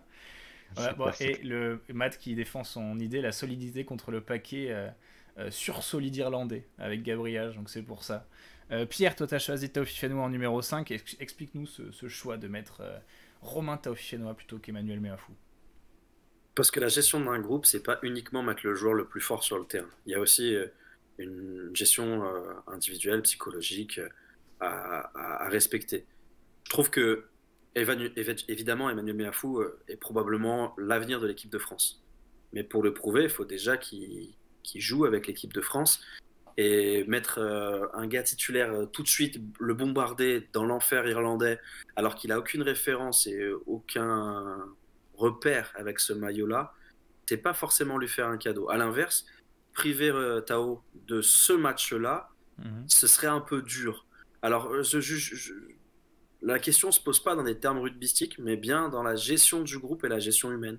Et j'ai l'impression que pour ce match-là, c'est plus intelligent de mettre Tao, quitte à le faire jouer 45 minutes, que de mettre Meafou. Après, peut-être qu'il y a plein de gens qui ont raison en disant oui, Meafou, il est meilleur, tout ça. Oui, c'est possible. Mais aujourd'hui, tu gères aussi un tournoi. Mais du coup, je me suis rendu compte que j'ai pas répondu à la question Meafou. Je suis vraiment désolé. Oui, pourquoi Mais c'est pour moi même pas une question de. Ça m'a perturbé le Gabriel Meafou, excusez-moi. Non, mais moi, comme je dis juste avant, c'était que Tao, c'est un joueur qui est très bon sur les rucks, très bon sur les molls, qui est on entend souvent les gens dire oh, le poison, c'est un poison, c'est un poison. Moi je trouve que oui, ça l'est, et en plus c'est un joueur qui est puissant, c'est un joueur qui il a pas des pains au raisin à la place des mains, comme j'aime à dire. C'est-à-dire qu'il est capable de garder le ballon, il va pas l'exploser au contact quand il va charger. Voilà, donc et je pense que c'est un joueur qui peut être très utile en fin de match contre l'Irlande. Et puis, Oui, mais il peut être utile aussi en début de match face à l'Irlande parce que tu sais très bien que les 10 premières pénalités vont taper en touche et tenter de partir sur des mauls et la problématique sera la même. c'est sûr, mais au bout Tu d'un vois, moment, c'est pour ça. ouais, Cet argument, je l'entends moins que le côté en fin de match, il est fort, il est costaud, il est solide, mais Miafou aussi. Donc, comment tu tranches? ouais, il joue pas tellement en fin de match. Après, j'imagine qu'il l'est. Mais avec Toulouse, il joue jamais il a jamais le rôle d'impact player. Donc, je sais pas. Mais non, Tao, je le vois bien. J'avais un argument en tête et il m'est totalement évaporé. Je l'ai totalement oublié. C'est les pains en raisin à la place des mains, moi, que j'ai retenu pour l'expression. Pierre, je te pose une question différente. Est-ce que tu serais déçu ou alors surpris à moindre mesure de voir Meafou titulaire face à l'Irlande? Oh non, pas du tout, surtout pas déçu. Moi, je serais hyper content pour lui. Et Mais tu vois puis, ce que je voulais dire, quoi. c'est C'est pas aussi. déçu dans le sens, oh non, Meafou, mais plus, Non, oh non, pas Tao, quoi. surpris un peu, mais en fait, il y a quelque chose qu'il faut expliquer. Il y a très peu de décisions qui ne sont pas expliquées par Fabien Galtier à ses joueurs. En tout cas, jusqu'à la prépa Coupe du Monde, les joueurs ont systématiquement été informés en amont, briefés, conditionnés, mentalisés. On repart sur un nouveau cycle et Fabien Galtier doit se réinventer. Je pense qu'en revanche, cette phase-là d'expliquer ses choix et de discuter avec les joueurs, il ne peut pas l'occulter totalement. Il ne peut pas partir sur un système à la hussarde, vous faites ce que je dis, fermez vos gueules, tout ça. Donc j'imagine que si Tao, il l'a sorti de sa retraite, c'était en lui expliquant quelque chose. Peut-être qu'il lui a expliqué que je veux que tu sois le meilleur numéro 5 du monde dans les 20 dernières minutes. Peut-être qu'il lui a dit ça et que dans le conditionnement et dans la prépa de ces rendez-vous-là, Tao, il est déjà prêt. Si jamais ça n'a pas été fait, je serais pas déçu, mais je serais un peu inquiet quand même. Parce que tu peux pas mobiliser un joueur qui a pris sa retraite internationale, lui dire de revenir pour pas le faire jouer. Tu vois, je comprendrais pas cette gestion humaine. Après, il a l'habitude, parce que moi, je suis un romantique. Oui. Oui, puis moi, je suis un romantique. J'ai envie de parler aux gens, j'ai envie que tout le monde s'aime. Peut-être qu'il lui dit reviens parce que tu peux être titulaire, mais je te promets rien. L'autre, il dit d'accord, je reviens parce que je veux être titulaire. Il lui dit bah, t'es pas titulaire et ta gueule. Et puis c'est fini. J'ai du mal à imaginer cette gestion-là quand même. Mais ça peut dire gentiment aussi. Je veux lui dire gentiment. Bon. J'ai rajouté le ta gueule, il peut ne pas lui dire ta gueule. Mais... On va passer à la troisième ligne, messieurs, dans le chat, vous avez l'habitude. 6, 7, 8. Erwan. Je vais dire, attention, gros suspense, Cross, Olivon, s'il est disponible, il sera disponible normalement, et Aldrit. Ok. Pierre. Ouais, j'ai la même encore, alors je vais changer pour faire chier. Non, mais j'avais la même, en fait c'est par rapport à l'Irlande.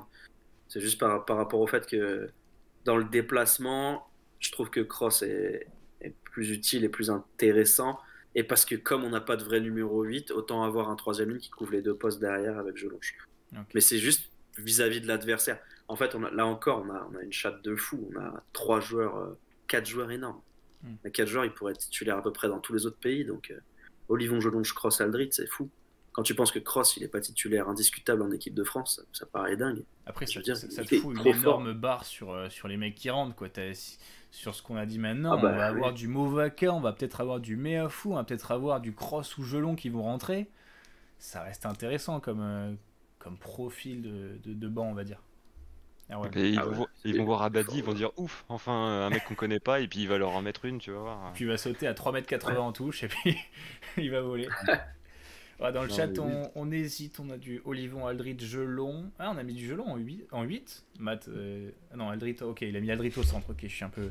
On a Cross, Olivon, Aldrit, Jelon, Olivon, Aldrit, Jelon, Olivon, Aldrit, Jelon, c'est possible, alors je pense pas. Mais oui, Jelon, mais... Alors, on va se renseigner. Pierre a raison, je pense, dans sa logique, l'idée de mettre Gelon qui peut rentrer, qui peut même faire 4, même si après on aura un article d'une personne de sa famille dans les médias qui se plaint du fait qu'il a joué 4. Mais voilà, il peut courir. Il est pas polyvalent, il est capable de tout faire, Gelon, même s'il fait beaucoup rire au Val Masqué quand il court dans ses articles. Mais voilà, parce qu'il a pas de coup. Et juste, c'est un truc qui n'a pas été beaucoup ressorti pendant la Coupe du Monde. Et je sais même pas si ça a été rendu public et tout ça, mais Charles Olivon avait travaillé dans la cage aussi. Ils avaient testé voir ce que ça donnait en deuxième ligne, un peu dans le profil Woki. Et je sais pas, ça m'excite un peu, j'avoue. Parce que je me dis, on peut tous les faire jouer ensemble, en fait. Putain, ton chat avec ta télé, je sais pas comment il tient, mais c'est exceptionnel. Bon, faut aussi parler du profiling, on va dire, parce qu'on va avoir des joyeux drill en face, on va avoir du O'Mahony, on va avoir du Van der Fleer et on va avoir du Kaylan Doris. Donc autant vous dire que bon, il y en a un, ça fait 15 ans qu'il fout ses mains dans n'importe quoi, t'en as l'autre qui est meilleur joueur du monde il y a 2 ans, et t'as le troisième qui est le chouchou des fans du Leinster parce qu'il fait tout et n'importe quoi en numéro 8. Donc, puis Jack Conan est quand même pas mauvais. Et Jack Conan qui est la doublure de Kaylan Doris et qui est pareil, c'est une table, c'est un arbre, c'est un chêne. Voilà, donc c'est intéressant aussi de savoir d'avoir ses choix en fonction aussi de l'adversaire parce que l'Irlande c'est pas une équipe que tu peux te permettre de négliger. Mais moi je vais dans votre sens, je serais plutôt vers un cross plutôt qu'un cross. Un cross, je me suis perdu, un cross Olivon Aldrit. Mais voilà, je suis assez d'accord avec vous. Pour la charnière, bon, est-ce qu'il y a vraiment débat? Ça va être très rapide, je pense. Dans le chat, voilà. Erwan, qui vas-tu mettre? Le suspense est à son comble. Voilà, Matt DPX a raison. C'est Lucu Jalibert, pas photo. Voilà, il faut rajouter le pas photo après, je pense. Ok. C'est une évidence. Pierre, pareil, Lucu Jalibert. Pardon, je n'étais pas concentré, je vis dans une angoisse perpétuelle. Mon chat a décidé de me surveiller en contre-piqué. C'est affreux. Elle est très très chute. Scooby-Doo dans le chat. Non, il y a aucune. Moi je dis, on met le chat en sauteur en touche. Donc tu vois. Ouais, après dans le combat, elle risque d'être un peu limitée. Non, oui, pas de surprise. Jalibert Lucu, et puis en avant les éléphants. De toute façon, là, je vois pas comment il va faire autrement. Puis c'est intéressant, Erwan, parle-nous de. Moi, je vous en parlais aussi un peu. On a quand même quelque chose qui est un peu. Très important à noter par rapport à l'Irlande, c'est qu'il n'y a plus de Jonathan Sexton, que ça va être très probablement Jack Crowley, et que l'Irlande sans Sexton, voyons voir ce que ça va être. Enfin, parce que moi j'en pouvais plus de regarder l'Irlande avec Sexton. Non, je suis très méchant, c'est un super joueur. C'est vrai que j'ai hâte de voir comment ils peuvent faire autrement, quoi, et comment ils vont s'adapter. En fait, à chaque fois, même quand il y avait quelqu'un qui était blessé, c'était comment on va faire pour jouer tant que Sexton n'est pas là. C'était pas comment on va faire pour l'après, comment on fait autrement. J'ai l'impression qu'à un moment il y avait vaguement eu une hype Madigan à un moment il y a quelques années. Il y a très longtemps. Il y a très longtemps, en 2015. Hein. Mais c'était à peu près tout. Et franchement depuis j'ai pas mémoire d'une seule fois où l'Irlande s'est dit comment on joue sans Sexton. Et du coup moi j'ai hâte parce que je me dis enfin ils sont obligés d'y penser. Et puis j'ai vu que dans le groupe d'entraînement, il y a Sam Prendergast, et ça j'ai extrêmement hâte. Dans le chat, l'Irlande sans Sexton, c'est des neurologues au chômage. Alors je suis pas sûr, parce que l'après-carrière de Sexton va être intéressante à suivre. Mais voilà, attention, Crowley très fort. Un point de vue neurologique, oui. Très fort. Non mais attention, Crowley très fort, mais c'est juste que, si tu veux, Sexton, il te faisait des matchs à 70 passes. Pour un ouvreur, 70 passes, c'est ce que tu fais en 3 matchs, tu vois. Et contre l'Irlande, je crois qu'il était arrivé à 4... contre la Nouvelle-Zélande, il est arrivé à 75-80 passes, et tu le voyais dans les 5 dernières minutes, il était tout le temps à la réception des passes de Gibson Park, et il était tout le temps à distribuer le jeu, et c'était un espèce de dramaturgie en live sans les musiques de piano et tout, mais il était là partout, il distribuait partout, et c'était celui qui se démenait le plus, il parlait tout le temps, tu le voyais, il n'avait pas eu une seconde de déconcentration, et c'est en ce sens que passer de Sexton à Crowley, je dis pas que c'est un downgrade comme on dit en anglais avec mon accent magnifique, mais c'est juste que là tu vas passer du diamant au saphir, quoi. C'est juste que là le saphir va falloir l'adapter dans ta stratégie, va falloir savoir est-ce que tu veux faire plus de passes, est-ce que tu veux faire toujours ton système de cellules avec 3 joueurs qui vont foncer pour laisser ensuite le temps de réfléchir à Crowley. Ça va être ça le plus important pour l'Irlande. Pierre, je te lance sur ça, j'ai fait une petite tirade.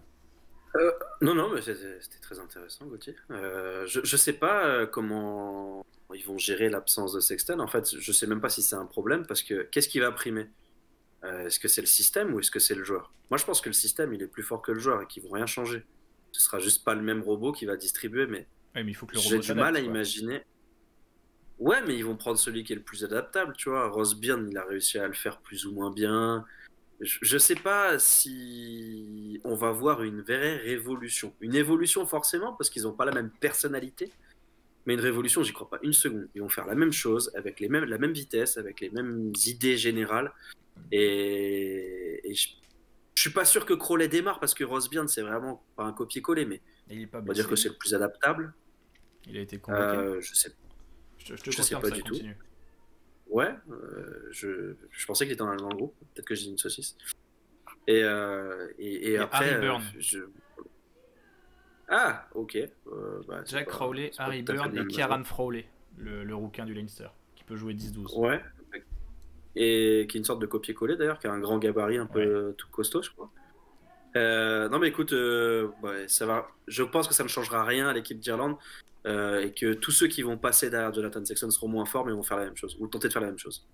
Matt Castel qui demande si l'émission sera un podcast. Ouais, je la mettrai entièrement sur ma chaîne YouTube parce que je trouve que c'est ultra intéressant et que même si ça fait 300 vues, je trouve que c'est 300 vues qui valent le coup.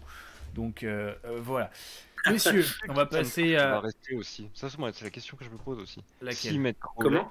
est-ce qu'ils mettraient pas Casey Ah, parce c'est une Casey est question que je après voulais aussi. poser. Est-ce que En ce neuf serait pas intéressant de mettre Casey Crowley avec Gibson Park qui rentrerait après? Moi, je pense que Gibson Park est quand même, il a quand même un petit âge, voilà. Bon, Mais on surtout dit toujours que qu'ils sont Casey âgés joue alors avec que Crowley tout le les joueurs, temps, quoi. ils sont âgés.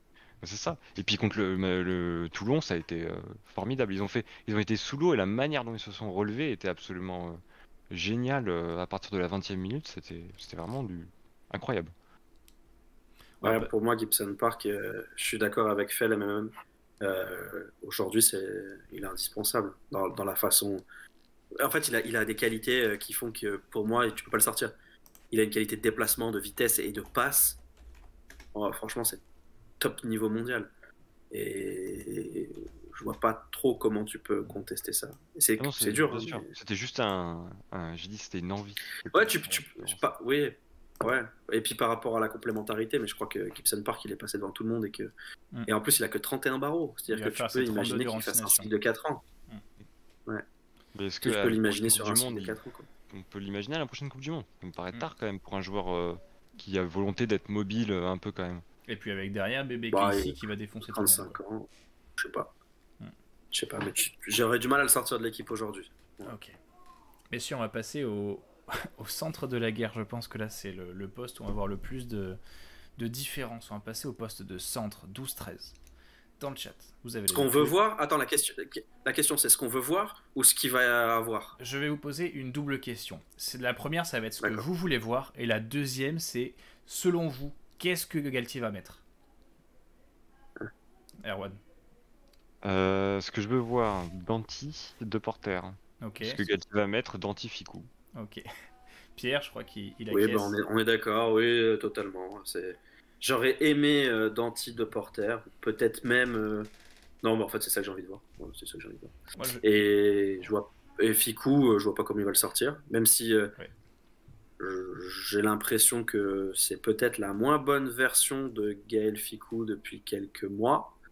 Mais aujourd'hui, c'est impossible de le sortir. C'est ton seul trentenaire. Derrière, c'est le seul qui a beaucoup de sélections. Moi, je vais vous surprendre. J'aurais aimé voir, même s'il est derrière un peu, j'aurais adoré voir Danti et Gaëton. Parce que je trouve que c'est une complémentarité formidable face à Bundy Aki et face à Ringrose. C'est des copier-coller, sauf que Gaëton il est plus jeune. Et en fait, je sais pas pourquoi, mais ça m'aurait fait triper de voir Gaëton face à Ringrose. Pas parce que j'ai envie de le voir vautrer, mais j'ai envie de voir ce qu'il va faire contre le meilleur 13 du monde, tu vois. Et voilà, moi c'est mon truc que j'aurais aimé voir, mais bien évidemment le Danti Ficou, ça me paraît impossible qu'il sorte, impossible. Je sais pas s'il y a un monde où il met pas Danti Ficou, mais voilà, c'est voilà. Puis la relève, ça m'aurait pas surpris de voir Ficou dans le groupe, de pas voir Ficou dans le groupe, ok. Danti de Porter pour Jeza Galtier qui va mettre Danti Ficou selon lui. Danti Ficou, intéressant de voir qui il met sur le banc. Je pense que c'est plutôt facile quand même. Moefana. Et après, jeter 2 porteurs en pâture à Bundy, Aki et Ringross, c'est pas vraiment un cadeau. Voilà, c'est la question. Et ce que je voulais dire tout à l'heure, et je m'en suis rappelé, mon argument, c'est qu'il me semble que la première titularisation sur Tao Fifenoa de Dupont et Jalibert, oui, c'était pour Tao Fifenoa qu'on avait dit ça, première titularisation de Dupont et Jalibert, bon, ils se font tous les deux les croisés sur ce match. Mais dans l'idée, Oui, les premières titularisations, c'est contre l'Irlande. Les deux. Donc, ils ont découvert le niveau international en étant titularisés contre l'Irlande. Et Jalibert, c'était même sa première sélection. Puis moi, j'ose croire que c'est moins cruel de mettre un jeune au Stade de France qu'à l'Aviva Stadium. Parce qu'à l'Aviva Stadium, tu te prends un cyclone dans la gueule pendant 80 minutes et t'en sors pas, quoi. C'est terrible. Et on l'a vu de nombreuses reprises des jeunes qui... Vas-y, dis-moi, Pierre. C'est pas le pire stade. Hein. Non, mais c'est... Oui. En termes de jeu et tout, ouais, tu prends des avions et tout. Et l'Aviva, c'est un stade gentil. Hein. Imagine ta première sélection ou ta première titularisation, a fortiori titularisation, tu l'as fait à Twick ou à Cardiff. Là, tu peux faire caca culotte. L'Aviva, à part l'adversaire, il n'y a rien de très inquiétant. Non, mais l'Aviva, c'est l'ambiance. En fait, l'Aviva, c'est plus l'ambiance qui surélève un peu le niveau des joueurs. T'as l'impression qu'ils jouent à 110% à l'Aviva. Alors, moi, j'avais eu cette impression sur les demi-finales respectives, consécutives du Stade Toulousain face au Leinster, où ils se font défoncer la gueule. Littéralement, ils se font défoncer la gueule. On l'a aussi vu sur... c'était quoi? C'était le dernier match contre l'Irlande à l'Aviva, où on perd le 6 Nations là-bas. On se fait casser la gueule. Ils nous balancent des vagues et des vagues. Ils nous balancent des Théaoupou et des Mavericks dans la gueule pendant 80 minutes. Et pourtant, on a l'équipe de France qui est sans doute une des mieux préparées avant cette Coupe du Monde. On est en mode Coupe du Monde. On est avec une équipe presque titulaire. Je crois c'était Dumortier qui était pas à la Coupe du Monde. Et pourtant, on s'en est pris. T'avais l'impression que c'était des U10 contre des U18, quoi.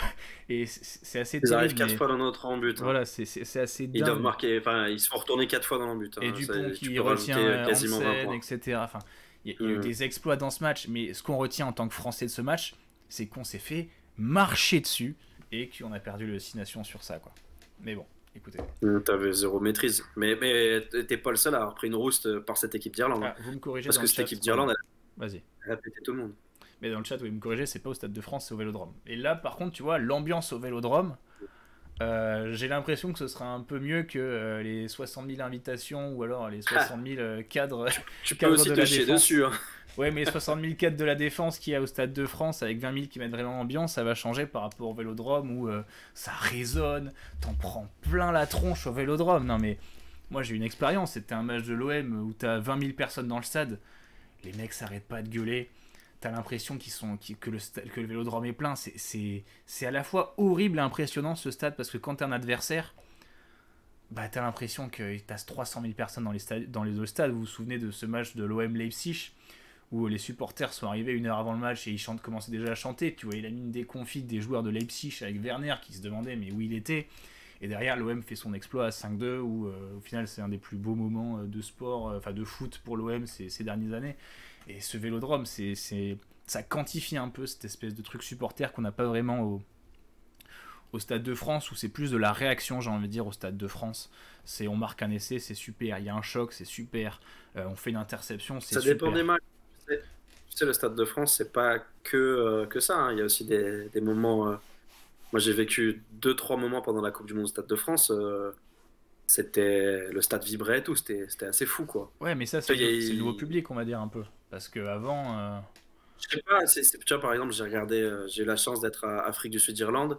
Le Stade de France, l'acoustique, ça y est, j'ai compris, c'est pas une question d'acoustique, hein, c'est vraiment une question de gens qui est dedans, parce que là, c'était incroyable. Le stade il tremblait quand les équipes sont rentrées, c'était fou. Et après, j'ai eu la chance de vivre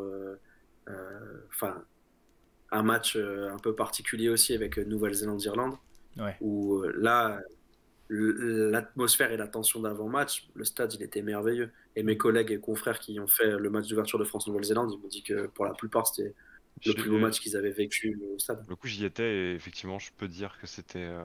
Même depuis la zone presse, on est au milieu de plein de gens qui regardent leur ordi et qui sont un peu dans leur bulle.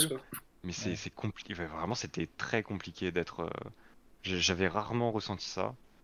Et comme tu le disais, un peu C'est vrai que le Stade de France, on a souvent l'impression que c'est un stade de spectateurs, mais pas qu'au rugby, hein. Au foot, il y a cette impression. Et je trouve même que cette impression, elle est décuplée au foot. Quand l'équipe de France joue de foot, du coup, joue au Stade de France, il y a vraiment ce oh, ah, oh.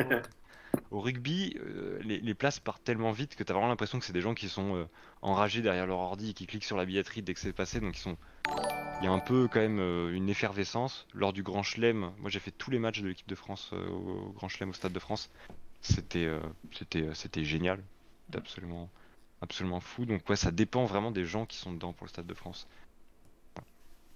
Bon, on a fait ce petit aparté intéressant. On va repartir sur les Les compos. ailiers. Non, mais moi, j'ai ressenti ça, mais c'était en Nouvelle-Zélande, Pierre, tu le sais, pour Angleterre, Nouvelle-Zélande, où l'Eden Park, c'était un mix d'émotions, ces premières finales de Coupe du Monde, etc.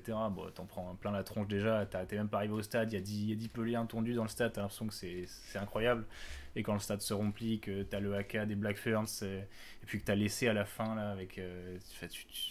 C'était explosif. Enfin, voilà. Je pense qu'on a vécu un peu les mêmes choses et je pense que voilà, les gens dans le chat vont se reconnaître sur certains moments. Mais on va parler des ailiers maintenant, on va se replonger un peu dans la compo. On a une évidence, évidemment. Pour l'autre, on en a aussi une, mais on peut se permettre des surprises si jamais vous en avez envie. On parle de déjà Louis Bielbière et Penaud. Est-ce que c'est votre avis? On va commencer par Erwan. Bielbière et Penaud, oui. Okay. Ouais, parce que complémentarité avec Lucu, parce que Lucu maintenant il hésite plus à passer Jalibert, j'ai remarqué. Des fois il sert directement au-delà, il joue lui-même. Ouais, il a eu un déclic, je trouve, qui est absolument génial.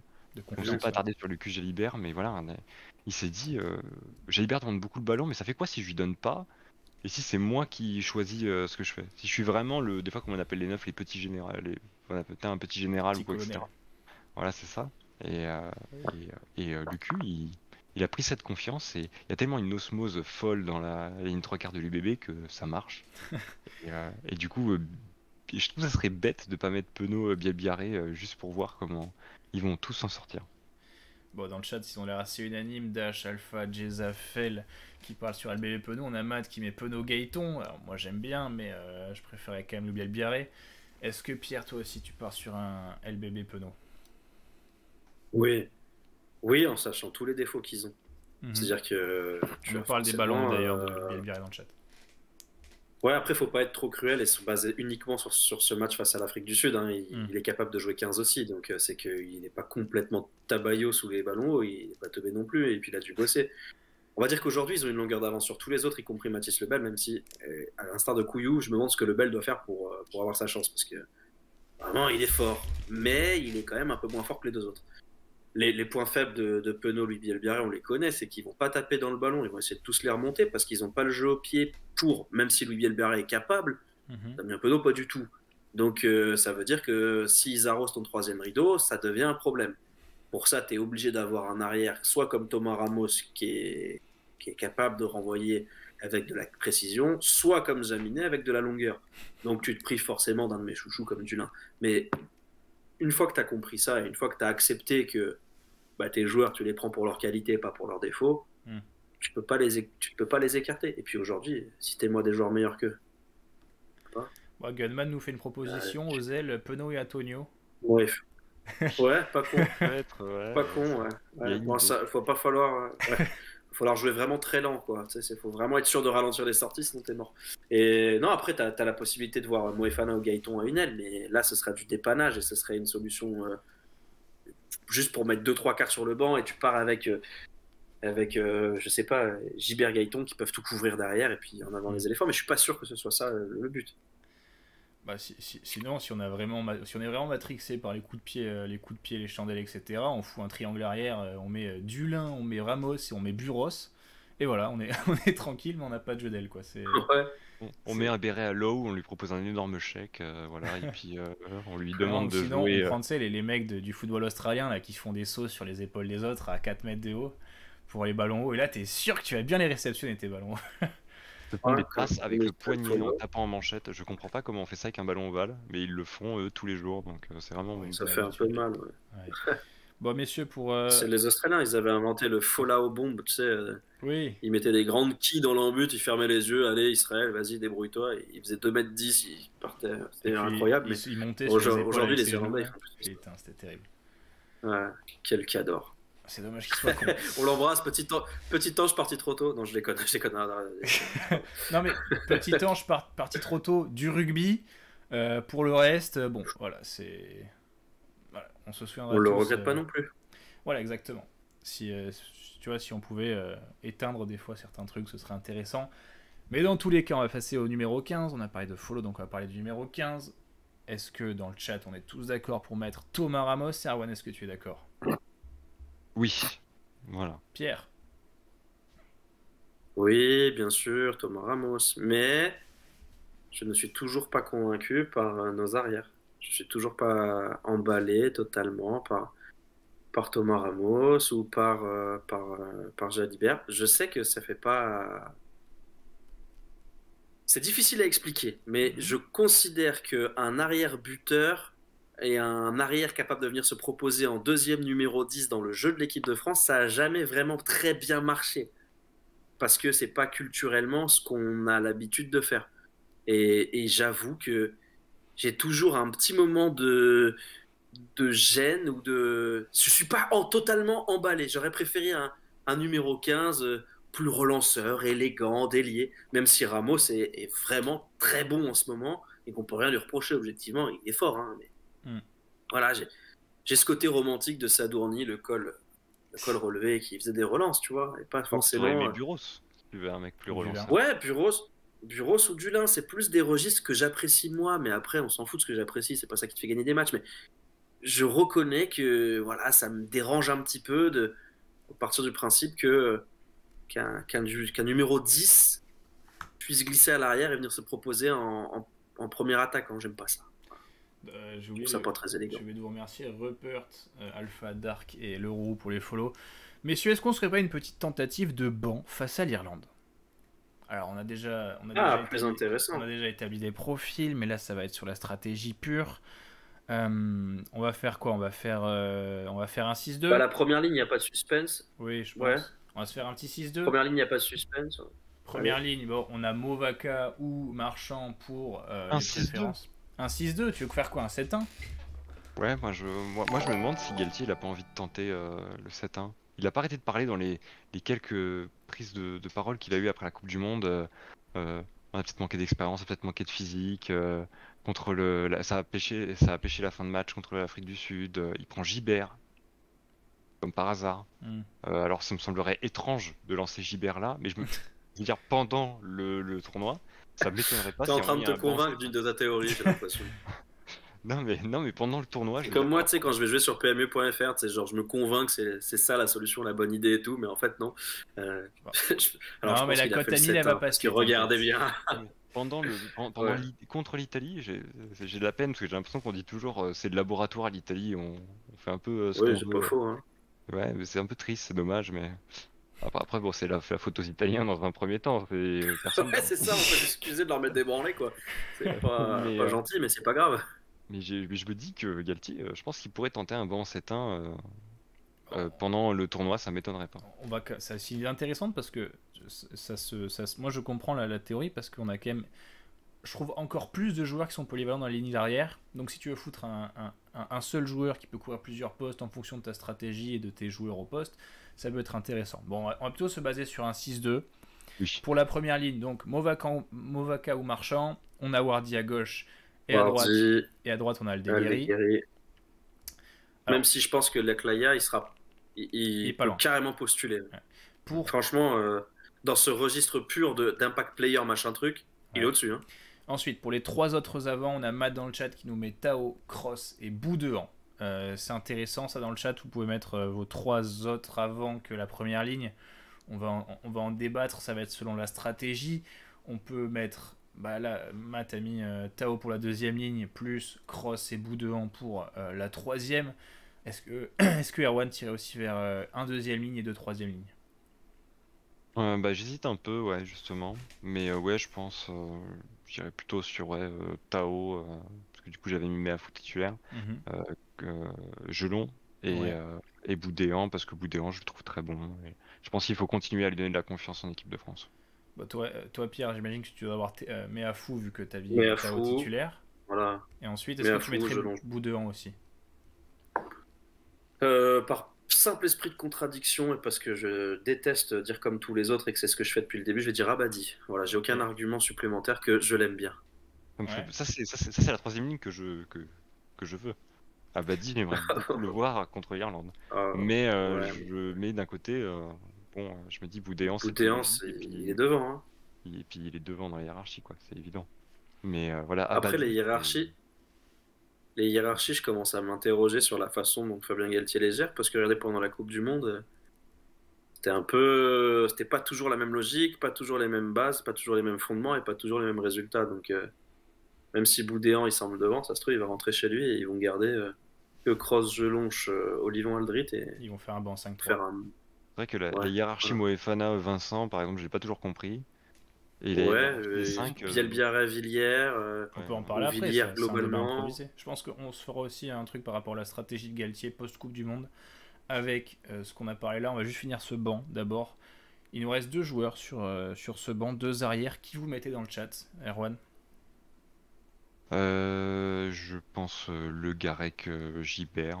Ficou Le Garec pour Matt. Le Garec, pourquoi j'ai. Non, pas Gibert, Le Garec, Moefana, excusez-moi. Ok. Pierre? Allez. Gibert Gaëton. Gibert Gaëton pour Pierre. Matt qui nous dit Ficou Le Garec. Fel qui nous dit Le Garec, Moefana. Bon, ça va globalement être un mec de la charnière plus un centre ailier, donc ce sera peut-être Gaëton, peut-être Moefana, ou même peut-être De Porter, on sait pas, peut-être que contre l'Irlande peut-être pas, mais pour les autres matchs ça peut être intéressant. Donc messieurs, si autre possibilité, pardon, c'est Jaminet, et partir du principe qu'il n'y aura pas de 10, et que Ramos sera le 10 si jamais Jalibert se pète. Et à ce moment-là, tu mets Jaminator et comme ça, tu peux mettre des grandes quilles toute la fin du match, mettre des coups de pied de 80 mètres et c'est cool, hein, tu vois. Mais disons que, à mon avis, dans la réflexion de Fabien Galtier, il y aura aussi la gestion du match, les scénarios, tout le bordel. Et peut-être que parmi les solutions, ça peut être ça. Fel dans le chat qui demande. Cruel, je trouve, de pas mettre. Excuse-moi, ce serait cruel de pas mettre Le Garec parce que la tournée au Japon, il avait pas joué alors qu'il était censé jouer. Enfin, je sais pas, le message c'était qu'il allait jouer, il a pas joué. L'Italie, ça c'est terrible. Parce que l'Italie, lui dit, il fait entendre pendant la conférence de presse, il arrête pas de dire, il va jouer, Dupont va sortir tôt dans le match, on va lui laisser vraiment le temps de faire quelque chose, de se montrer. Et puis au final, on gagne d'1 point contre l'Italie, du coup. Le scénario du match fait qu'il peut pas s'avancer, et depuis, il a jamais eu sa chance. Si là encore, alors qu'il n'y a pas Dupont, alors qu'il a pas pris Couillou, alors qu'il l'a pris en seul deuxième neuf, il le fait pas rentrer. Moi, je suis Le Garec et je serre fort mon oreiller dans le lit après en me demandant ce que j'ai fait de mal. Parce que on a une question intéressante. Je peux plus y aller, chef. Pour toi, Pierre. Et si un centre se pète, de Fel qui explique sans Ntamak que tu es obligé d'avoir un centre sur le banc? Alors, Penaud peut jouer centre, déjà. Après, c'est un second centre. Après, ça dépend quel centre se pète. Si c'est un Danty, t'es dans la merde, quoi. Tu mets Cross. Tu peux mettre Ficou en 12, mais Boudéan s'est entraîné au poste de centre. Après, c'est pas du tout une solution viable. Et je dis pas que c'est ça qu'il faut faire, mais t'es obligé de rien, en fait. Oui, c'est la logique voudrait que t'aies un centre, mais Gaëton peut jouer centre, déjà, puisque moi, je t'avais quand même mis Gilbert Gaëton. Et imaginons que je fasse un choix complètement con, mais je mette Gilbert Lebel. Ça change rien au fait que tu peux quand même faire passer quelqu'un au centre, en l'occurrence Damien Penaud. Mais je crois qu'il parlait dans la situation où si tu mettais Le Garec et Jaminet sur le banc. Où là, t'es un peu plus... ok, d'accord. Ah oui. Pardon, j'avais pas compris. Non, mais si tu mets Le Garec et Jaminet, tu peux faire passer Ramos en 10 et Jalibert en 12. Il l'a déjà fait. Mais dans l'éventualité où ta paire de centre, c'est Dantificou? S'il y en a un qui se pète, il y en a un qui est en moins. Tu mets Ficou en 12, non? C'est un peu son poste au début du 15 de France. Ouais. Et ensuite, tu mets Penaud. Et donc, soit Penaud, soit Jalibert, parce que Jalibert, il est tout à fait capable. Quand c'est qu'il l'a fait? Mais je dis une connerie ou ça vous rappelle rien, ça? Jalibert en 12 Oui, si, il avait fait une feuille de match en 12 avec Ntamak, je crois. Ça avait été pendant une tournée d'automne, ça avait été un peu nul. Jalimac. C'était pas pendant le... Non, c'est pas le Japon, c'était... C'était la Géorgie. C'est pas un match contre Ah la non, Géorgie. c'était Ntamak en 12, je crois. Non. C'était une bonne remarque. Ntamak en 12. Ah oui, effectivement. Ça me rappelle quelque Des chose dans le Gelnac, jeu la- d'avoir. la- Ouais, la oui, Ligue mais de je pense que ça avait Oui, été... le il avait fantasme testé et une tout. fois et ça avait pas été fou. Et du coup, Non, il mais- avait abandonné. Bon, je vais chercher ce truc-là parce que dans ma tête, en cours de match, j'ai déjà vu Jalibert avec pas le numéro 12, mais au poste de premier centre. Ça me dit quelque chose. Peut-être que dans la dernière Coupe du Monde, j'ai l'impression que ça existait ce truc-là. Et moi, j'ai Existait dans mon sommeil, l'impression que Jalibert a déjà joué 15 face à l'Écosse. Ça me paraît bizarre. Ouais, ça c'est sûr. Oui, ça c'est sûr. Ouais. Ça c'est sûr qu'il a déjà joué 15 dans sa Ok. carrière. Mais et si jamais dans le chat vous avez la réponse, ça vous dit rien. Bah, dans le chat, Jalibert qui a Zurich, joué qui nous- premier centre Azuri qui nous dans, dit dans, c'était dans le jeu, hein, Ntamak- pas avec le 12. C'était Ntamak en 12 pendant les 2 matchs 5/8e. Ouais, c'est tout à Mais fait. C'était Jalibert en Ntamak en 12, 12. moi ça me dit rien. Dans le jeu, en premier centre. Ok, je vais chercher. Mais je chercherai. Bah, je cherche maintenant, je cherche après. Non, je cherche Vas-y, maintenant. on va se relancer un petit débat vu qu'on a fini la compo. Donc, on va se. Moi, j'ai envie de lancer un débat d'abord sur. Attends, j'avais dit quoi en plus du truc de Galtier? On avait lancé un truc. Putain, je l'ai perdu déjà. Par rapport. Concentre-toi. La stratégie de Galtier. On avait Non, dit c'est la pas ça. stratégie de Galtier et un deuxième truc qu'on avait commencé à évoquer. Bon, on va commencer par la stratégie de Galtier et si dans le chat vous vous souvenez ce que j'avais dit en plus de ça, on va en parler. Erwan, comment tu sens Fabien Galtier, toi, ou alors le staff du 15 de France en général, après cette défaite en quart de finale et cette shitstorm qui s'est littéralement pris après la Coupe du Monde pour ne pas avoir daigné expliquer durant sa conférence de presse où on lui pose une seule putain de question sur le sujet intéressant et qu'après au final il explique tout dans l'équipe. Est-ce que toi tu sens Galtier un peu sous pression ou alors totalement libéré? Je n'en ai aucune idée, vraiment. Je trouve Eh, que Galtier compliqué est ces quelqu'un qui est questions. incapable à cerner. Genre, Galtier, en plus, il a même pu avant, il avait Ibanez qui était une clé un peu utile quand même pour Mais il a toujours. pour le comprendre. Bah, Ibanez s'est reculé dans ses fonctions. Oui, mais il est sera toujours en beaucoup compte de plus, presse, non? Il a pris de la hauteur. Ouais, Ouais, mais il n'a pas dit qu'il serait toujours en compte de presse ou qu'ils continuera à travailler tous les deux? Bah, ils travailleront tous les deux, mais lui maintenant il travaille sur toutes les équipes de France, je crois. Il travaille sur un truc beaucoup plus large. Ouais, mais en dehors du 6 Nations, pas pendant les périodes où j'avais Je- cru comprendre ça, moi. Donc, Possible. Mais de en toute tout façon, cas, on aura la révélation à la première conférence de presse. Hein, s'il n'y a pas Ibanez, bon, bah, on aura compris. Galtier est une énigme qui me fait penser à Pep Guardiola au foot, et où j'ai l'impression que je suis incapable quand il y a des gros matchs de savoir ce qu'il va faire. Des fois il surprend, et là pour savoir ce qu'il va faire quand il va relancer un cycle, vu son staff, je pense qu'il veut s'appuyer sur un pack ultra dominateur et sur une ligne d'arrière un peu faux follet, et le fait qu'il ait pris beaucoup de joueurs de l'UBB et que l'UBB ait cette forme là, je pense que c'est une chance pour lui. Le fait qu'il ait pris Arletaz qui avait un peu qui a toujours fait en sorte d'avoir de pouvoir avoir des relances vraiment rapides et claires, et de privilégier ça pour essayer de marquer à l'USAP. Je pense qu'il va mettre ça en avant, mais après le système de jeu, pouvoir le définir clairement, c'est très compliqué, je trouve, pour moi. Moi, je trouve ça intéressant qu'on sache pas trop ce que Galtier va faire. Mais moi, je trouve ça intéressant aussi dans... Est-ce qu'on n'aurait pas un peu la touche Arletaz dans les choix de la ligne arrière? C'est difficile à dire. Hein. Des deux porteurs, des Gaëtons... Ouais, sans match, c'est compliqué à Bah, dire. Et puis là c'est le meilleur moment du mandat parce que c'est là où tous les possibles sont. Enfin, on peut tout imaginer. Et aujourd'hui, moi je suis incapable de te dire, derrière en tout cas, ce que l'équipe de France veut faire. Devant, bah, on aura à nouveau l'équipe la plus massive du monde. On aura à nouveau la volonté de casser la bouche à tout le monde, et ça, bah, c'est normal. Derrière, Ouais. je sais pas. On aura un Mafou qui va charger après- à 25 km/h, et puis voilà. Ouais. Moi, j'ai quand même une interrogation sur la capacité que Fabien Galtier a de se réinventer. Parce qu'il nous a raconté quand même la flèche du temps, les finishers, C'est l'équipe l'outil de communication, premium, ça, mon cul tu sur le la sais très commode. bien. Ouais, et ça, non mais je le sais, mais n'empêche que tout ça, ça a fait partie de cette construction d'équipe jusqu'à la Coupe du Monde. L'échec, il l'a très mal géré, parce qu'au final, il n'a pas expliqué grand-chose. Il a expliqué un petit peu après, mais très mal. Et là, il a fait une conf. Enfin, c'est même pas une conf, là. Il a balancé l'équipe et puis il s'est pas exprimé. Alors, moi, je me demande comment il se réinvente, qu'est-ce qui va nous servir comme nouveau discours, est-ce que ce sera, tu sais, c'est un peu comme comment dire, dans quel film il va être en fait. Est-ce que ça va être Le Parrain 2 ou Terminator 2, tu vois, je sais pas ce que ça va être. On le sait, ce qu'il va faire Galtier. Bah, je pense que ça va être dans la forme, mais tu sais très bien comment il est Galtier en conférence de presse. Ça va être... Non, mais ça va être, il faut renouer avec notre enfance et tout ça, mais dans les faits, je sais pas ce qu'il va nous raconter, ce qu'il va nous vendre comme projet. Aujourd'hui, il a dans les mains peut-être l'effectif rêvé pour être champion du monde en Australie. Comment il va nous amener à y croire, à amener l'équipe à y croire, ça, j'ai pas de réponse. En termes de communication et de gestion de groupe. Après, dans le jeu, il s'est entouré d'un mec qui est quand même grave fort. Arletaz, il est quand même très bon. Et devant, Sampere, j'ai des interrogations sur sa capacité à restituer ce qu'il a fait au Stade Français ailleurs.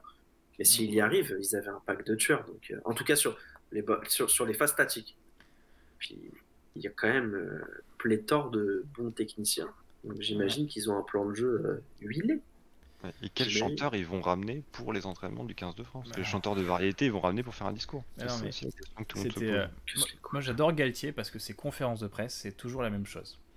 Et c'est Cécile Gray qui avait dit dans le podcast qu'elle avait fait avec Boucherie Ovalie que quand Galtier arrivait devant un micro, il avait toujours quelque chose de prévu à dire, un message à passer ou une formule à dire.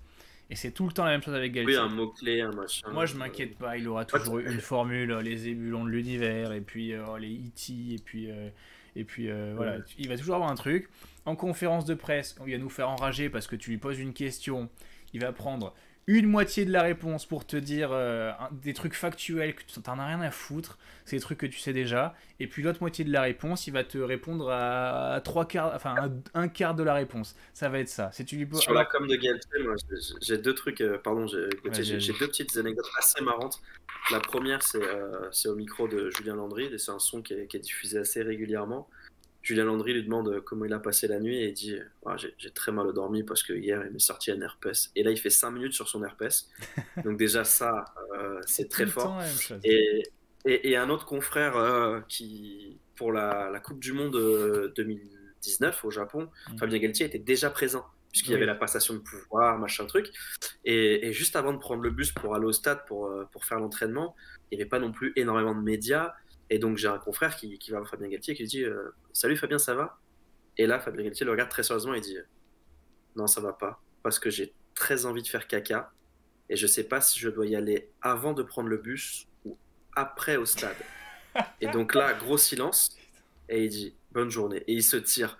Et donc là j'ai compris qu'une des choses que Fabien Galtier aimait le plus au monde, c'était de mettre mal à l'aise les gens. Une fois que tu l'as compris, ces conférences de presse, elles se vivent un peu mieux, quoi.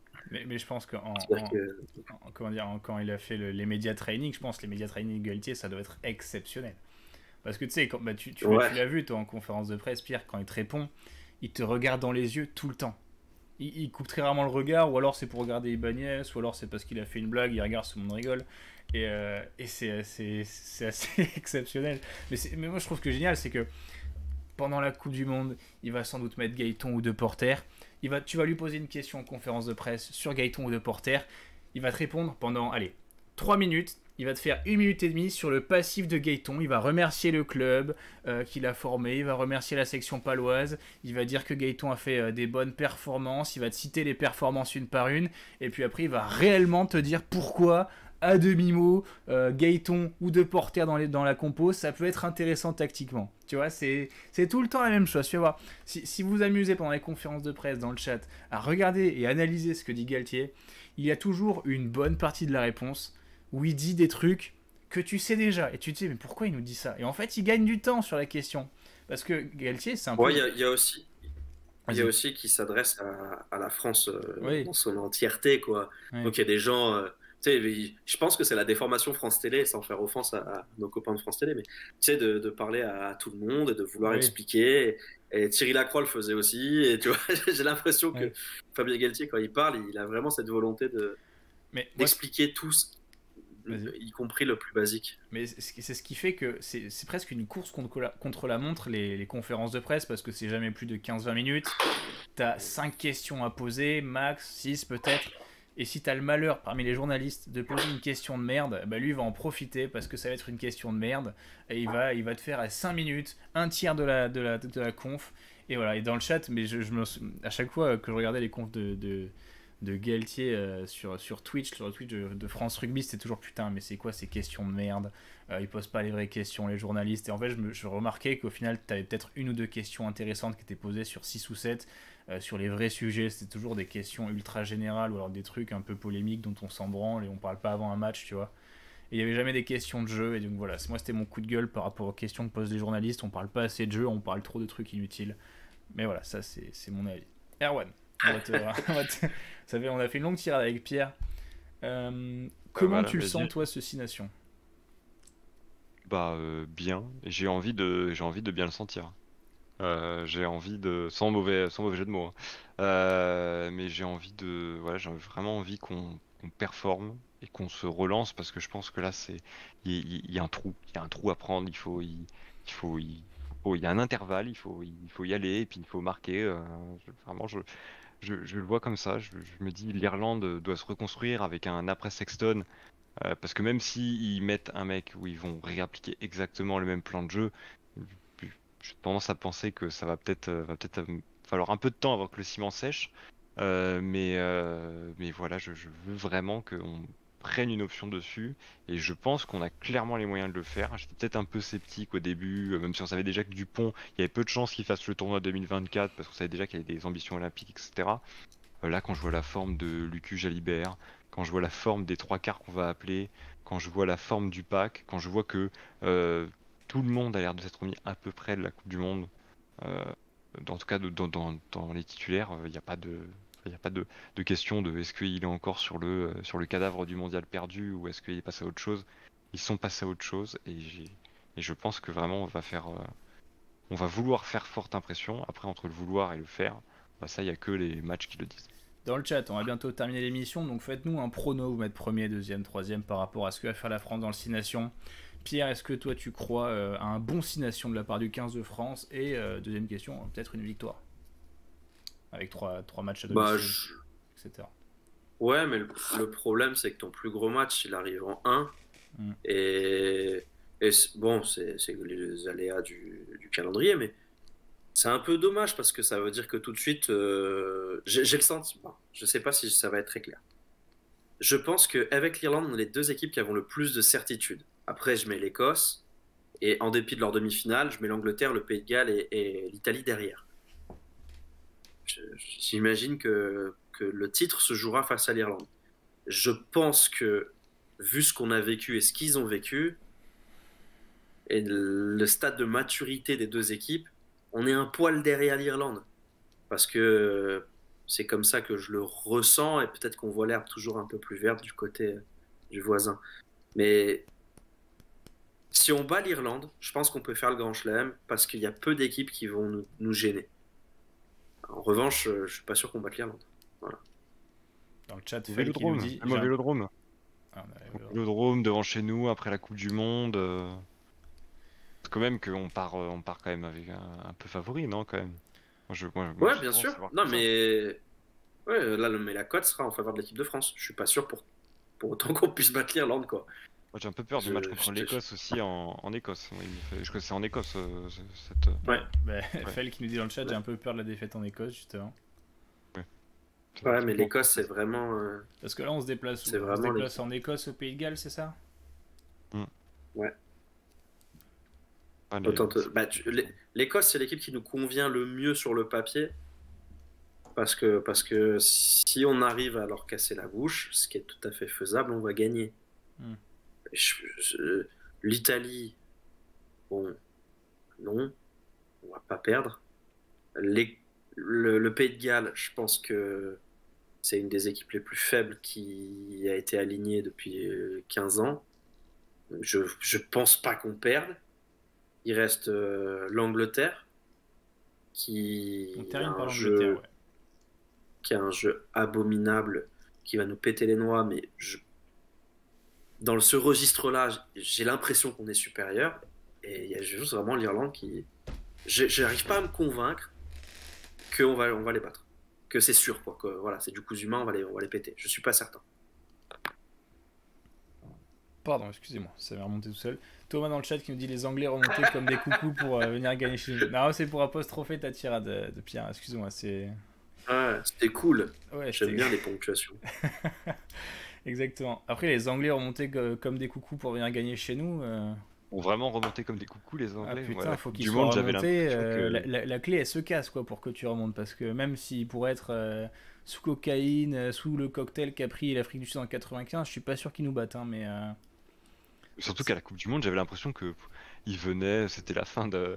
C'était la dernière fois qu'un groupe de potes savait qu'ils allaient partir en vacances, quoi. Non, mais c'était... un peu ça, Moi, j'ai adoré l'Angleterre parce que c'était l'excellence du minimalisme.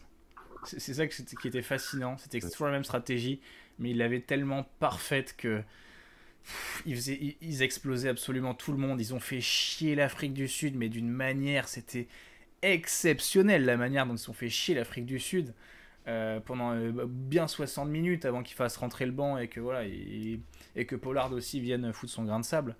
Mais c'était exceptionnel la manière dont l'Angleterre peut faire chier si elle s'en donne les moyens. Après là, ils ont quand même pas Farrell, ils vont devoir concocter avec soit Smith, soit Ford, et là il faut rétablir un système de jeu si tu choisis Marcus Smith, parce que Marcus Smith en 10, bah, si tu le fous dans le même système minimaliste, ça va être nul, ça va être... voilà. Et là tout le monde est en reconstruction, c'est sympa, le Pays de Galles c'est la merde, l'Italie, Quesada, j'ai trop hâte de voir ça, l'Écosse c'est... L'Écosse, sexy chocolat. Je suis mes figues, mes raisins parce que j'ai l'impression qu'on manque des trucs en Écosse, des joueurs, etc. Amish Watson. Mais voilà, mais j'ai l'impression qu'on a quand même une équipe ultra intéressante et un sélectionneur qui, en dépit de ses oublis, me fait un peu bander. Voilà, et puis après, j'oublie quelqu'un. L'Irlande en a parlé. Non, après, on en a parlé de tout le monde. Le Pays de Galles, ils sont pas en construction, ils sont en déconstruction. C'est quand même rare une équipe qui, au fil du temps, devient de plus en plus nulle. Je sais pas si tu as vu un compte fan du Pays de Galles qui avait mis la compo probable, enfin la meilleure compo possible du Pays de Galles. Bon, elle a gerbé, hein. Enfin, ouais. Ça se trouve, ils vont être très bons, tout ça. Mais franchement, ils ont perdu 25 joueurs de haut niveau en 4 ans, minimum. Ouais, ils les ont pas renouvelés. C'est fou. Et ça c'est Gatland, il récolte juste ce qu'il a semé pendant 15 piges, a sélectionné les 25 mêmes bonhommes pendant justement 15 ans. Donc au bout d'un moment... ouais, là, ces derniers temps. Mais le cycle d'avant, Gatland... Écoute Pierre, j'ai fait une vidéo entière sur le sujet pourquoi le Pays de Galles a chié. Je te jure que ça doit être à 5 ou 10% la faute de Gatland, parce que tu vois les ingérences financières du Pays de Galles, le sous-financement des régions, je te jure, c'est à t'en arracher les cheveux. Après, ils ont voulu absolument rester à 4 équipes, et c'était une terrible idée quand l'Écosse a accepté de passer à 2 alors qu'ils étaient à 3 de base. Et c'est une idée, mais tout le monde le disait, tout le monde disait, vous ne pourrez pas économiquement supporter 4 équipes, un tel vivier de joueurs, faut leur donner un salaire, faut rester compétitif. Ouais. Ça marche pas, ils ont voulu foncer, ils sont pris le mur. Ouais, Jack Morgan. Je me rappelle, il n'y a pas de Jack Morgan. Jack Morgan qui s'est blessé. Ouais. On a Casgrain dans le chat qui nous pose des questions qui ponctuera cette fin de tournoi. Et je vous invite à y répondre dans le chat, même si c'est un peu ce qu'on a posé tout à l'heure avec le classement de la France. Qui vous voyez remporter le 6 Nations cette année? Alors, grand chelem ou pas grand chelem, moi je vois la France, voilà, je suis chauvin, je suis un peu, voilà, comment vous voyez, chauvin en fait. Erwan? Ouais, c'est ça, c'est le mot. Ouais, c'est le mot. Vraiment, tu avais mis le doigt sur le bon mot dès le début. Vraiment la France, pareil, personnellement. Pierre? France ou Irlande, je pense que les deux sont au-dessus de toutes les autres. Ça me trouverait le cul que ce soit l'Angleterre, je serais interdit. Quoi? Et j'ai une deuxième question pour terminer vraiment ce truc. Alors, dans le chat, on nous parle de la France, monsieur France Grand Chelem. Quel est le match qui vous hype le plus pour ce tournoi des 6 Nations? Moi, je vérifie s'il est bien là, mais j'en ai un, moi, qui me ferait payer des places à 400 balles. Je m'en fous, je veux le voir un jour. Et en ce moment, ce serait génial. C'est un putain d'Écosse-Angleterre. Italie-Pays de Galles. Non, moi, c'est un putain d'Écosse-Angleterre à Murrayfield. Pour la Calcutta Cup, moi, ça me fait triquer. L'année dernière, ça avait été exceptionnel et l'année d'avant, c'était encore mieux. Moi, un Écosse-Angleterre, je suis désolé, c'est le meilleur match du tournoi. Sans manquer de respect à France-Irlande, ça va être toute la rivalité écosso-anglaise, ça va être la haine gentille entre les deux pays, mais ça va être des chambrages exceptionnels si l'Écosse gagne encore cette putain de Calcutta Cup. Et moi, ce match me fait triper. Je peux être sûr que je ferai un watching sur ce match parce que c'est celui qui me fera le plus bander. Donc voilà. Erwan. Par contre, il faut absolument qu'il pleuve, hein. Sinon le match est Oui. nul. Plus il pleut, mieux est le match. Exactement. Angleterre est toujours meilleur quand il pleut. Erwan. Mais ouais, Écosse-Angleterre, ouais, j'aurais pas dit mieux. Parce que l'année dernière, j'avais beaucoup aimé regarder les matchs de l'Italie. Mais là, je crois qu'ils ont, en première ligne, ils ont vraiment des blessés ou alors un vivier qui est pas forcément hyper passionnant. Donc le rugby, enfin, je veux dire, on le dit souvent, mais ça va mieux en le disant. C'est si tu gagnes pas devant, t'as beau avoir des super mecs derrière. Ouais, c'est surtout pas avec beaucoup de l'Italie ballons, en quoi. plus. Donc voilà, avec l'Italie en plus, ça va être compliqué. Après, et les autres équipes, on a fait le tour, hein. L'Angleterre, Pays de Galles, Écosse. Enfin, Écosse, c'est merveilleux. Et du coup, ouais, le scénario de l'Écosse qui, avec un Finn Russell éblouissant Fait des qui passes de renvoie 30 l'Angleterre à mètres la à l'aveugle. maison. Mais absolument, mais il faut ça. C'est comme ça que c'est comme ça qu'après les gamins veulent revoir le match de la semaine prochaine. Pierre, ton match. Juste jouer au rugby. Juste par pur esprit de contradiction une nouvelle fois, je vais opter pour le premier match de Quesada, Italie-Angleterre. Ah. Parce que je pense qu'ils peuvent taper les Anglais. D'ailleurs, ce sera au Je sais pas, j'ai envie d'y croire. Ce sera au J'ai Stadio envie de Olimpico. m'exciter un peu. Je sais pas du tout. Putain, Oui, ce sera au Stadio Olimpico. Ils font chier avec ce stade-là. Putain, il n'y a jamais personne. Avec des tribunes à 200 km. Non, ouais, mais c'est super. c'est horrible ce stade. T'as des stades qui sont tellement mieux pour le rugby. Tu sais, tu pars. À Florence, ils avaient fait l'Italie-Afrique du Sud là. Ouais. Ce stade-là, Ouais, c'était cool. vraiment C'était bon. trop bien. Même à Roma, t'as après, les personne stades qui aime le rugby, italiens. quoi. Enfin, Bah, c'est ça, c'est qu'après, les stades italiens, ils sont quand même un peu bloqués par le fait qu'il y a quand même beaucoup de monde qui s'en branle, par le fait que la plupart des stades en Italie, il y a la piste d'athlée qui fait que les tribunes sont à 5000 km, et que de toute façon, tu peux pas non plus faire que des stades champêtres, parce qu'au bout d'un moment, tu vas passer pour des cons, et que les loges, on va dire que pour les partenaires Six Nations, c'est mieux d'aller à Rome que d'aller ailleurs. Voilà. Si t'allais à Milan ou à Venise, est-ce que ce serait pas un peu plus intelligent? C'est ton vivier. Bah, même Gênes, même Milan, tu vois. Ouais. Ou Bologne. Bah, Milan et Gênes, Ouais. c'est pas tout à fait le même délire que Week-end à Rome. Week-end à Rome. Ah, mais Et ouais, Milan vous pourrait oubliez être qu'il faut déjà faire allé venir plusieurs les fois, étrangers. Milan pourrait être déjà allé quelques fois, c'est vraiment incroyable. Et San Siro est un stade et le plus beau stade que j'ai jamais vu de ma vie, personnellement. Donc voilà, C'est mais bon, vertigineux. c'est vertigineux. Et quand tu sors de la station de métro, et si jamais un jour en Europe il y a un stade que vous pouvez faire, avis totalement personnel, mais c'est San Siro. Le Ouais. stade est absolument sensationnel. Et en plus, tous les 2 ans, il y a une rumeur qu'il va être détruit, pas détruit. Donc ça fait un peu peur, ça rajoute un peu l'impression que tu Dois vois le un faire. mythe. C'est peut-être la dernière fois. Ouais, c'est ça. Donc c'est incroyable. Et puis des fois, il y a des matchs. Il y avait eu un Italie-Nouvelle-Zélande avec San Siro plein il y a longtemps, hein, il y a plus de 10 ans. Et c'était franchement incroyable. Donc ouais, je pense qu'il faudrait qu'ils repensent leur stratégie. Mais pas sûr que le comité du Six Nations veuille, comme disait Pierre. Rome, ça vend trop bien. Et voilà, des petits stades, oui. ça les ennuierait. Donc, Puis même pour l'image du Six Nations, c'est pas top en fait. Ouais. Ils perdraient beaucoup et puis ils ont des choses contractuelles en fait avec l'Italie qui sont obligatoires et j'imagine que le stade en fait partie. Et tu vois, autant je suis ultra vindicatif sur Rome, autant je suis sûr que l'Italie fait, je sais pas, genre 1 ou 2 victoires sur ce 6 nations et qu'elle continue à bien travailler avec Quesada l'année prochaine. Le Rome est plein pour tous les matchs de l'Italie. Mais voilà. Mais bon. Et dis-tout qu'on a failli avoir un club de rugby à Milan quand Berlusconi voulait en installer un. Donc c'était voilà, une bonne époque, mais c'est révolu. Messieurs, juste dis-moi. pour conclure, c'est que du coup il y a un petit sur l'idée que le Six Nations ne peut pas faire ça, parce que l'argument que le Six Nations adore mettre devant tout le monde, et notamment si jamais vous tombez sur un magazine de sport business, il tombe toujours une fois dedans quand il y a un dossier Six Nations, c'est que c'est la compétition de nations au monde, même peut-être la compétition de nations au monde qui réunit le plus de personnes dans les stades en moyenne. Voilà, devant la Coupe du Monde de foot, devant tout ce que vous pouvez imaginer. Il y a une moyenne de, je crois, 57 000 personnes à chaque match, ce qui est énorme. Et voilà, il n'y a aucune autre compétition qui fait ça, donc c'est sûr que si on décide de les mettre dans un stade de 20 000 personnes, ça fait drastiquement baisser la moyenne. et ça n'aiderait pas après à bien vendre le 6 Nations. No joke, j'ai assisté à un stade toulousain Milan rugby dans les années 90, nous dit Maxime dans le chat. Eh ben putain, c'était quoi? C'était un match. Ça devait être un match amical, non? Parce que putain, il n'y avait pas la Coupe d'Europe dans les années 90, à partir de 95, peut-être. Si, il n'y avait pas une équipe Milan en Coupe d'Europe. J'ai une connerie peut-être. Enfin bref. Ça me dit rien du tout. C'est pas grave. Messieurs, je vous remercie. Il est 21h. On a fait quoi? On a fait presque 2 heures d'émission. Merci beaucoup Pierre, merci beaucoup Erwan pour votre présence. Et évidemment, je mets la rediff là dans la foulée sur YouTube, tant que je fasse une miniature un peu con avec des joueurs qui sont découpés en format PNG. Mais voilà, elle sera disponible d'ici 1-2 heures, mais vous pourrez la regarder demain tranquillement. Merci beaucoup Erwan, merci beaucoup Pierre, je le répète, d'avoir fait cette émission, c'était très intéressant. Et écoutez, si la semaine prochaine, je serai là, oui, encore. Mais oui, il faut que je fasse une annonce aussi. Il faut que je fasse une annonce, c'est presque officiel, donc voilà.